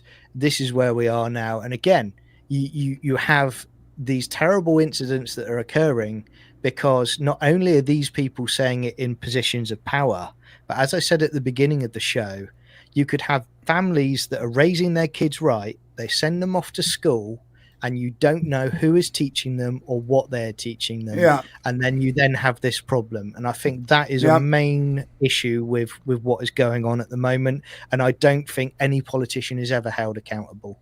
Politicians are never held accountable, ever. Nobody is ever held accountable for anything. Look at Epstein. Look at JFK. Yes. Nobody is ever held accountable for anything. Yep. And that is a problem, because you know why? The people who hold people accountable are usually the people responsible. And that's the problem. Yeah, and the problem is the system. I have no idea how to fix this stupid system other than term limits, which we're never going to get. We've talked about that before. We're never going to get term limits. Term limits would fix the system. Yes, 100%. But in order to get term limits, the people that would be voting on that would have to be voting for themselves to be fired. So we're never going to get it. We're in this weird, like this loop of never-ending insanity. But I get what you're saying. But we're stuck with this system. And I can tell you this, I don't want my kids being trained at a school with leftists or insane people that believe in gender ideology, that think it's okay to kill people for their opinions, any of that. I don't want my wife to have to be working at a school where violent people with violent ideas are operating. When I say I fear for myself, I fear for my family, because these people shouldn't be working in places where they're going to interact with people that I need to take care of. And that's when I say they need to be fired and let go. Because I can't fix the Republican or the Democrat Party. I can't fix the political system. It's broken. I think it's broken internally forever. Until the whole thing is reset, this is what we have. What I can complain to a school that a superintendent posted a picture of Charlie Kirk's daughter with AI blood on her face. I can complain about that motherfucker. And I can get him out. Absolutely. And you should complain about those people. But more importantly, maybe if we didn't pay our teachers so little money that we've got the dregs of society teaching our kids, maybe that would be part of it. That's a good point. Yeah. We can barely fucking survive on one job. Bro. Yeah, if we made an actual coveted job, then maybe better teachers would get the job versus these weirdos that are just trying to afford their hormone replacement. That's true. Jeez.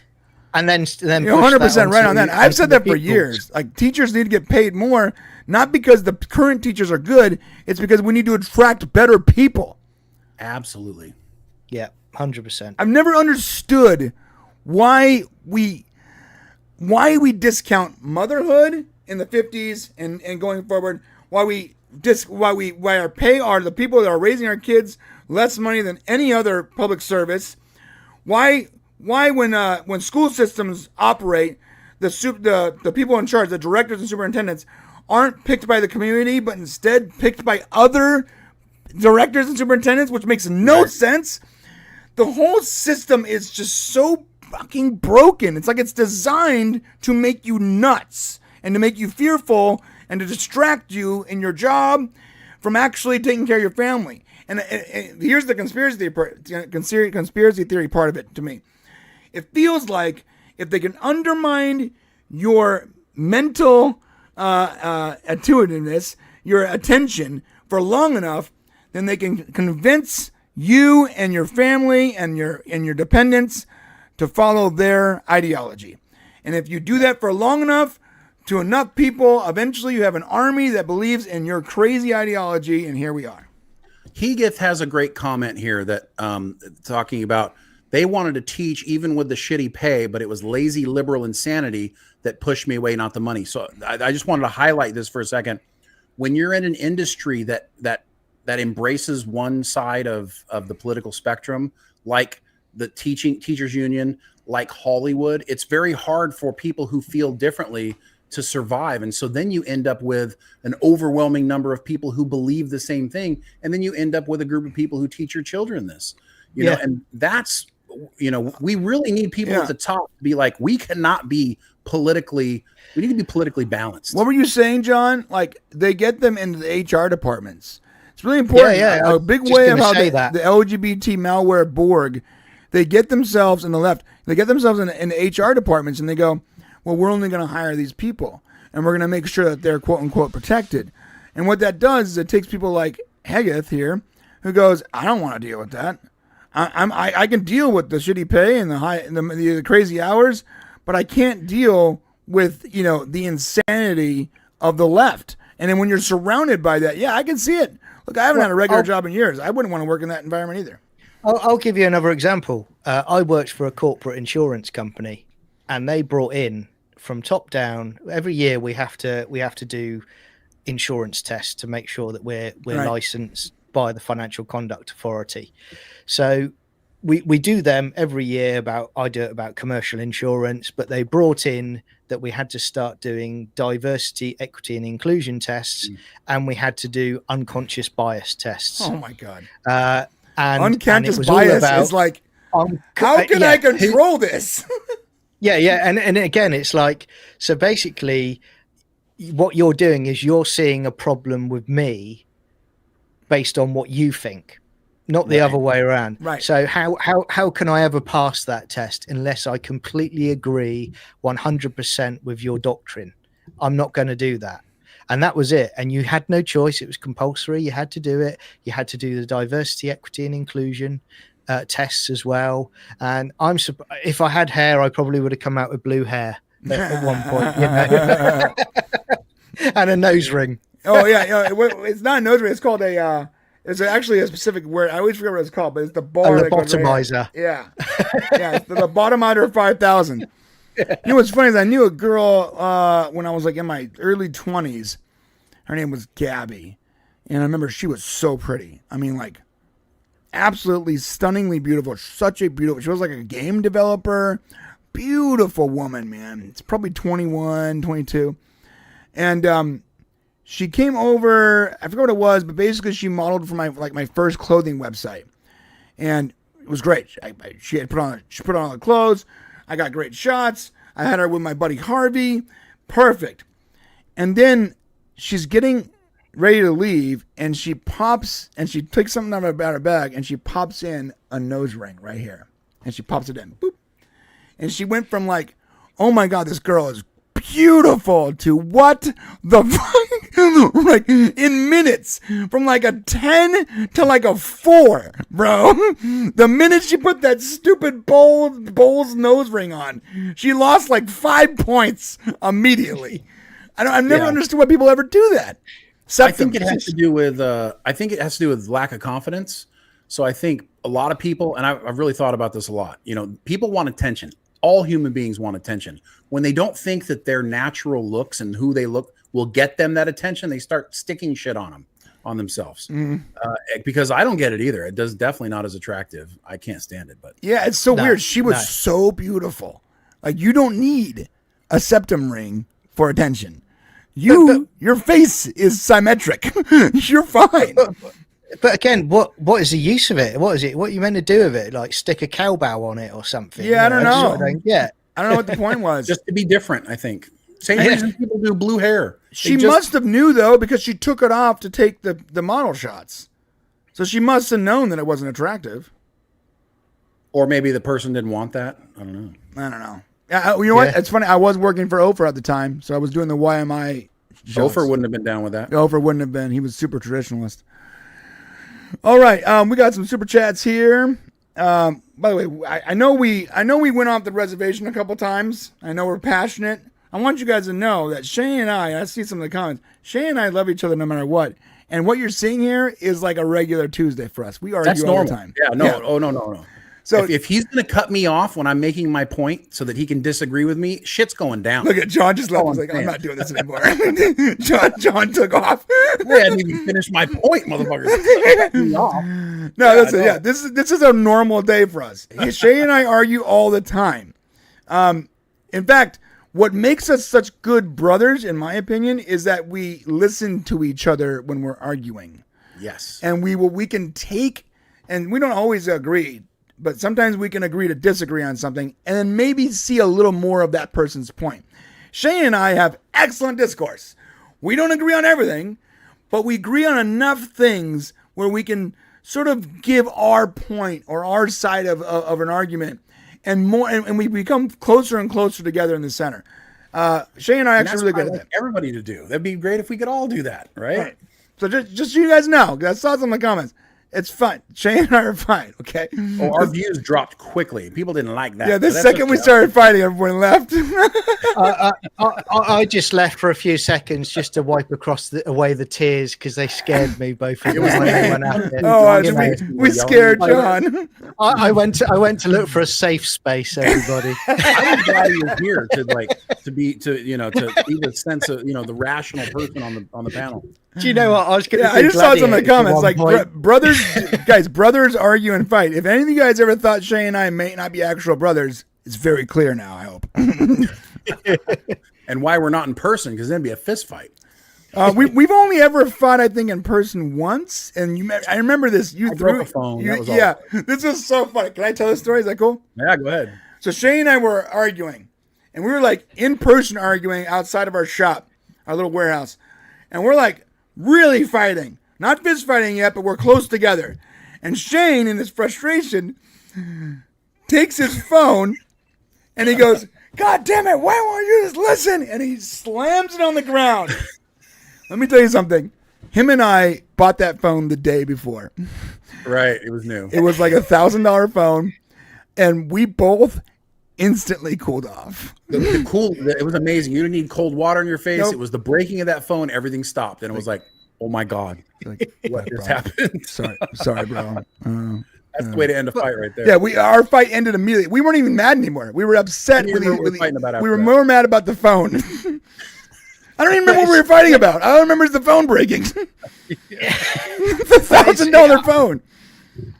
I mean, it's good though, because again, the world would be a very, very dull place if people didn't have different opinions and debate it. And you both debate it passionately. So yeah, there's never any hatred of that. I saw someone say about Salty Nerd earlier about in the chat about Mike and Tom going at it, and it's like, well, like Mike said, they're good friends. I don't know them, but I'd rather see passion. I'd rather see passion on a show. To be fair, Tom fights with like everyone. I'm just being honest with you. Like, I love Tom, but like Tom and I, up until recently, we pretty much fought about everything. It was only until Superman came out and we felt like we were the only people that weren't fighting about Superman that we find common ground. So it's pretty normal for Tom to fight. Grumpy old man. Yeah. From John Burns, it says, "Should I get slapped if I answer her? Am I pretty?" I have no idea what this is in reference to. Dude, I don't know, bro. All I want to say to you, if you're giving her money in a special place, then that's probably a professional establishment that you might have to just step back a bit. John, with zero context, let me try to answer this. If you're like at a massage parlor and you take off your towel and say, "Am I pretty?" you might get slapped, unless it's a massage parlor that is into that. Or you do the same thing and say, "I was the stunt double for the film Anaconda." That can also get you into trouble as well. Yeah, this ain't Anaconda XXX. I love those stupid porn remakes. They always feel like they legally need to make sure that they're covered, so they name it "This Isn't Star Trek." And you're like, we didn't think it was. We didn't think it was Star Trek the second there was a penis on the screen. There was a great one years back when Doctor Who came back in 2005, and it was called Dr. Screw. And it was basically the Ninth Doctor and Rose traveling around in a portaloo with interesting things happening as they went on their adventures. That's really funny. Oh my God. I want to see that now. So from You're on Fault, hey man, you're on. Nice to see you again, brother. He gave us 100 SEK. I still have no idea what that is, but I appreciate it regardless. It's kroners, dude. I don't know what a kroner is. Where is kroners at? He's from the north, Netherlands, Swedish, or yes, I think it's Swedish. Swedes. Well, whatever. You're on Fault is a bro. He said the left's behavior has me absolutely revolted. Watching these clowns cackle over his death and brush it off like it's just another Tuesday. Utterly nauseating, spineless, gutter-dwelling a-holes. Well said, brother. Well said, bro. I'm gonna post that up. Anybody who is making fun of the fact that he was killed needs to get their fucking head checked. I don't care. You don't do that. You're fucking subhuman. It's really not right. I mean, I understand the healthcare CEO got killed, you know, and people were like clapping and shit. Well, that wasn't wrong either. That was wrong too, you know. And so you really need to ask yourself, when people are being assassinated and you're clapping for it, you need to take a deeper look at yourself, because something's wrong with you. Yeah, something's wrong. Do you know what? The only time I would ever be happy someone died is if they were the ones inciting the violence. Like if they were actually violently attacking someone, and they died in the process of someone else defending themselves. That's when I'm like, all right. I think we all root for that. Yeah. I think from one thing I will take away from this is the fact that for every asshole out there are more people that actually kind of restored my faith a fair bit, because I don't know if you saw as well that you had the EU Parliament who refused to allow members to stand and do a minute silence for Charlie Kirk. But then on the flip side of it, you've got the Polish Parliament who all stood up as a mark of respect for Charlie Kirk. Wow. And then in the UK today, I don't know if you've seen, but I think I sent it to you, Brian, earlier today, but the White Cliffs of Dover, they've put a Union Jack over the White Cliffs of Dover, but above it they've put, you know, rest in peace, Charlie Kirk. Right. So, and there's more people. There was a vigil last night in London. So for every bit of hatred that people spew, a positive side effect to that is the fact that there's a lot more people that will actually come out and show good. I didn't even know my kids knew who Charlie Kirk was. So that's the whole revelation to me. Yeah. I love that. Let him be a martyr. I mean, let him be a martyr for good. Let him be a martyr. You know, my thing would be everybody on the right needs to just take the high road at this moment. This is the moment to take the high road, in my opinion. I know Brian doesn't agree with me, but this is the moment that the right takes the high road. It's not that I don't agree with you. I don't think it's possible. After I talk, you talk. No, okay, no. Go ahead. Okay, because what happens? You guys don't know this. Brian's mic is the main mic. As soon as he interrupts me, he's got power. My bad. I'm not trying to do that. Thank you. Absolute power. Yes, absolute power over way over here. See? Thank you. So, but you can refute what you want to say in a second. What I'm saying is, it's better for the right to take the high road now. Don't plunk back and let the left look like a bunch of fucking sniveling idiots. Let them look bad. Let the world put a shining light on the percentage of left-leaning people that are disgusting, and let everybody see it and say, "Oh, that shit's wrong." That's what I suggest right now. So, but go ahead, Brian. Yeah, I not that I don't think think we should do that. I don't think it's possible. That's what I meant. Maybe I didn't express that. I don't like to believe that. I know you don't want to believe that, but I'm telling you what I think. I don't think it's possible. Okay. I don't think the left is gonna. If we somehow calm down, I don't think the left's gonna calm down. I think they'll calm up. Well, but everybody in the middle will side with the right. And then, you know what I'm saying? Everybody who's not there's sure. There's less people in the middle nowadays, bro. I don't know. I'm in the middle still. I'm still in the middle. Yeah, I think you're more right of middle, though. I am. I think the one thing for Charlie, with regards to Charlie Kirk's legacy, is I would say that I think it's making sure the wrong people don't co-opt his name for bad.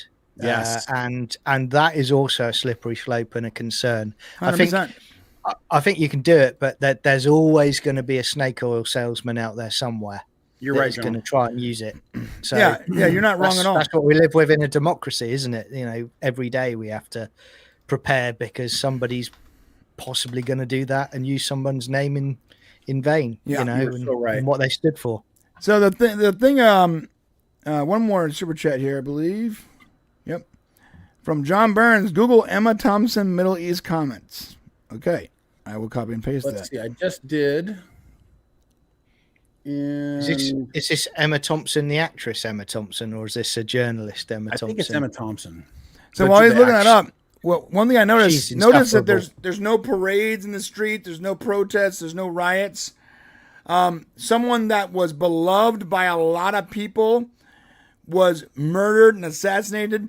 Notice the right isn't tearing down communities, isn't burning down police stations or cars, isn't attacking CNN's headquarters, isn't going after anyone violently, isn't protesting in the street, isn't causing trouble.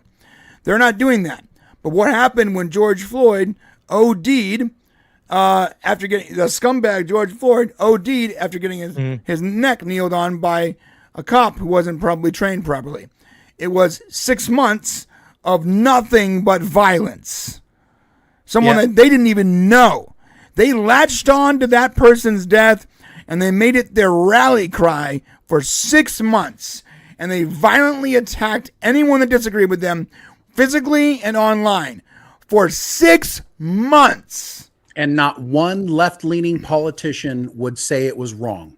Not one. Not one. No. I mean, some of them also offered up to pay their bail money as well, didn't they, at the time? And, you know, that led to another thing, because certainly here in the UK, it spread to here. As I've said to you guys before, you know, if the USA catches a cold, we sneeze. That's what happens. And it came to the UK. And what we had in the UK is that entire movement carried on. They were literally ripping up historic statues where I grew up in Bristol.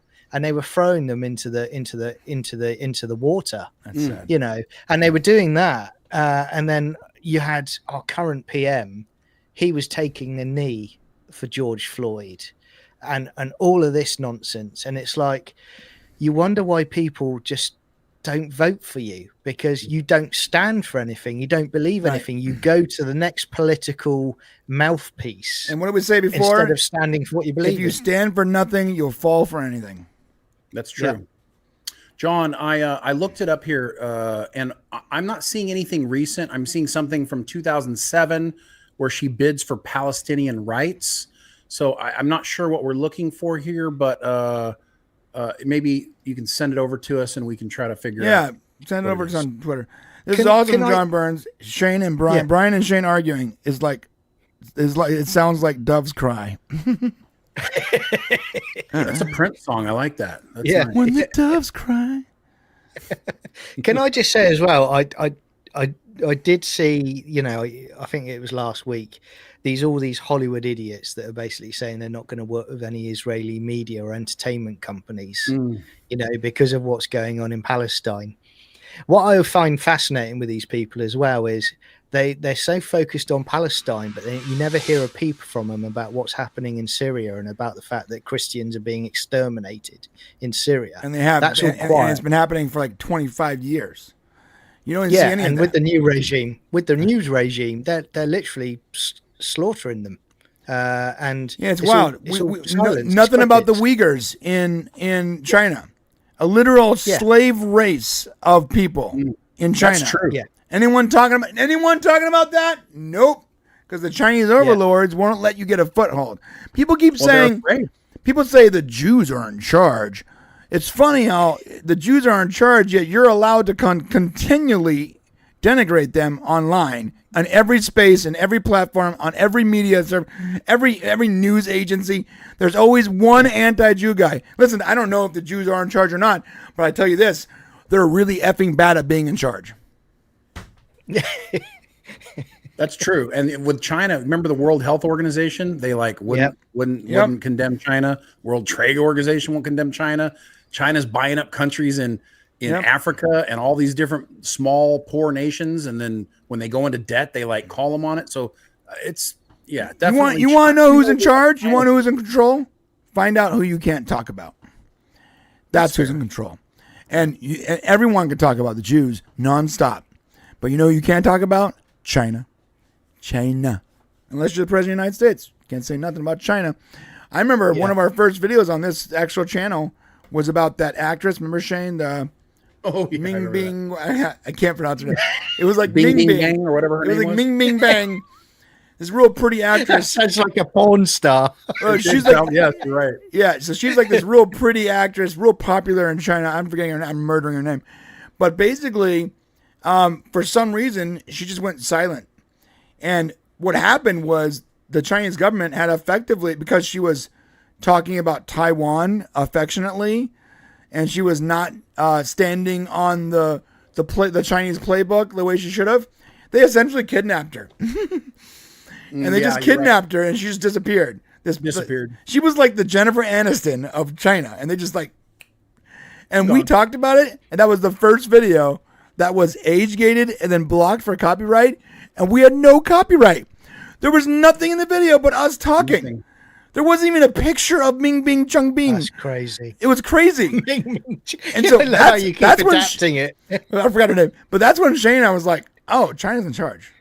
China's 100% in charge, because the people you can't criticize are the people pulling the strings. Let me tell you what, we're gonna fuck around here in this country for just long enough for those guys to fucking take over. 100%. I'm just saying, we're gonna fuck around long enough. Watch it happen. We've been screaming this for 20 years. Yeah, we're busy fighting each other and murdering and assassinating each other's influencers. Playbook, Divide and conquer. Divide and conquer. Yeah. And next thing you know, China's just slipping in the back door, sliding into our wives' DMs, stealing our houses for $13. No, they're there. They're on the wings. They're just like, what's up? They're sliding in, bro. And next thing you know, we're gonna be like, oh, good thing the Democrats are out of office because the communist Chinese government took over. That's what's gonna happen. All right. I agree with that. We need to come together. I think I said to you guys before, but we're talking over 10 years ago. The Conservative government in the UK at the time were basically signing deals with the Chinese government and basically saying, you can build this, you can build that. They even signed them up to basically build our new 5G structure. Yes. And then they found out. That's it. And they found out, hang on a minute, a couple of years later, they might have built some back doors. There was 100% spy. There was spyware and actual spy equipment in our satellites. Dude, they openly spy. I mean, they steal. That's why Yahweh was banned. It was a Yahweh or it's Huawei. Yeah, Huawei. Huawei. It was banned from the United States. It's funny because every time I see one of those phones, I'm like, that phone looks sick, and I'm like, oh, wait a minute, it's riddled with Chinese spyware. They're probably linked into me right now in the UK. So I just want to say to my Chinese overlords, it's very nice to meet you. Thank you very much. Yeah, we appreciate your dedication to the Chinese Communist Party. This was all just a giant joke, and we didn't mean anything we just said. Speaking of it, I do want to acknowledge that Danny the Durganite is in here. What's up, Danny? Good to see you, brother. What's up, Danny? And John Murren sent another super chat. He said, Google Clifford Olson died of cancer celebration. Jeez. I don't want to Google that. We'll check it out, John. Thank you for the support. And you're on fault again. This is our last super chat. We got to go to the member section. We got one more after that from Kenneth. We do? Okay. So you're on fault said, I've always leaned to the right politically, but this week has emboldened me to step out of the shadows and stop fearing the cancel culture prevailing in social democratic Sweden. Ooh. Yeah. You guys have it more. You definitely got more social stuff going on in Sweden. Oh, yeah. Which is, I've always been curious about your country because it's kind of labeled as like the ideal country where you got both working together. So I'd be curious to hear your thoughts on that. I have seen a lot more, and Goran, please correct me if I'm wrong, but you've got a lot of problems over there with gangs. That I think there was a statistic earlier this year that it said every month there's a bombing in a particular city, and it's all sort of due to immigration. I think you're trying remigration at the moment to try and get people, give them money to leave the country. Yeah. So I really hope you turn it around because that's what's happening where I am. So I really hope there's a solution to it. Yeah, well said. Kenneth Aroke for $5. He says you're wrong. The more they're paid, the worse teachers you would get. They would be working for the money, not the kids. To some degree, I agree with you, Ken, because you can't pay them too much money. Then you're right. Then people are like, I want to be a teacher, but I don't give a shit about kids. But you got to pay them enough, at least in our country. They're really not making a living wage. Like you as a teacher, you can't live by yourself because they're starting out right at about $25,000, $30,000 a year. And at least where we're at, it's not enough money to survive. So they need to make at least a little more. And I agree with you. There should be some sort of how do you make sure somebody's prioritizing, they want to do it because they want to teach children, right? That is a tough thing, because a lot of people, they end up failing and go, well, what else can I do? Well, shit, I guess I can teach. Well, they're not really in it for the teaching either, but that's all they can get. So I think there's a happy medium there. And I think part of what you're saying is right, because there are people who would be like, dude, I want to be a teacher because I'm gonna make that sweet money. So yeah, you got to be careful. You can't pay them too much. Okay. Well, yeah, I agree.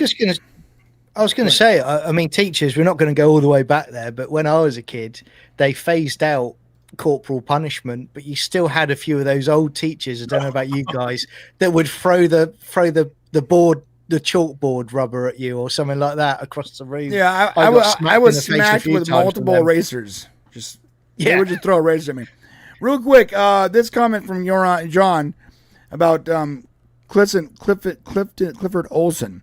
So he was a Canadian serial killer who murdered 11 boys and 11 girls in the early 1880s, and he died in a Quebec hospital of cancer. Apparently, people were happy he died because he kept applying for parole, and they were worried they would get out and kill again. First off, that is crazy that he was able to live at all. Because in the United States, I believe if you murdered 11 boys and 11 girls, you're not even getting to a courthouse, dude. You're not getting to a courthouse. I think that you're not going to, prison is not your end game here. I find it, that's horrible. Blimey. Yeah, that's hanging, that is, isn't it? Olson confessed to murders and in a controversial deal gave police information on the location of the victims' bodies in return for $100,000 payment to his family. Jeez, I wouldn't have paid him a dime. I would have just murdered him. All right. Yeah. But I don't condone violence. We got to go to the members section before it gets a little too spicy here. We're heading over there. If you want to become a member, it's great. Click on the join button, bottom left of the screen. Go ahead. I just want to say one thing before we leave to go to the member stream. I watched the long walk, and I just want to. Can I talk about that for just a couple minutes? All right, we're only 30 minutes past due. Go ahead. I know we're past, but I think it's important. So I went and saw the long walk yesterday. Stephen King story. It made me very emotional, and it made me very emotional because of everything that's going on right now with the assassination of Kirk, and. If you end up going to watch that movie, it's coming out at a very interesting time because it's about young men, okay, that are on this walk, and the reason why it's happening is because there's a dystopian future where the U.S. has had a civil war. Now, this is not a new story. This story was written 50 years ago, okay, 40 years ago. So this is the idea, though, lines up very easily with where our country, the United States, is going. With what's happening with our politics right now towards maybe like a civil war, people angry. And then the falling out with that was a fascist government that didn't allow people to read certain books or listen to certain music. The government basically tightened down because they weren't happy with one side. So they shut everybody down. And then it became a fascist government. Handmaid's Tale. So it's very easy for a government who feels like it needs to protect itself to completely shut down the freedom. And when you're attacking freedom of speech like that young man did, it makes it easier for the government to close its fist around you. And so that movie was very interesting. I think if you guys get a chance to go watch it, I think you'll enjoy it. And I'd love to talk more about it, but I know we got a member section, but yeah. It's a good movie to watch at this time. All right. Good. Thank you for that, Shane. All right. Kenneth the Rogue did send 5 BRANE Show memberships. So if you were not a member, then you might be a member now. He gave 10 today. And then You're on Fault was like, let me get on that action. Ken, let me get in on there, bro. And he sent 1 and then sent another one just to back it up. Yeah. 2. We're looking at, and he's trying to get Penny a membership. Oh, good job, Yoran. If I can gift her what I would. You can't do that. I wish there was a way we could gift people memberships. It just doesn't. They don't allow it. I kid you not, but this has got to be probably one of the best chats on YouTube. Great people in the chat every single week, and great generous people as well. John is right, by the way. Emma Thompson and the other person. Yeah, screw them. Why not? Well, so no, I think he's been trying to tell us what's going on, and I'm not quite getting it. At Shane at Brian, Emma Thompson, actress, F them both, Israel and Gaza at John. I just don't quite understand what you're saying, buddy. But yeah, tell us in the other chat. Yeah, when we go into the member section, we can talk more about it. Well, thank you, Yoran, and thank you, Ken. Thank you, everyone that supported us. We got to go to the member section.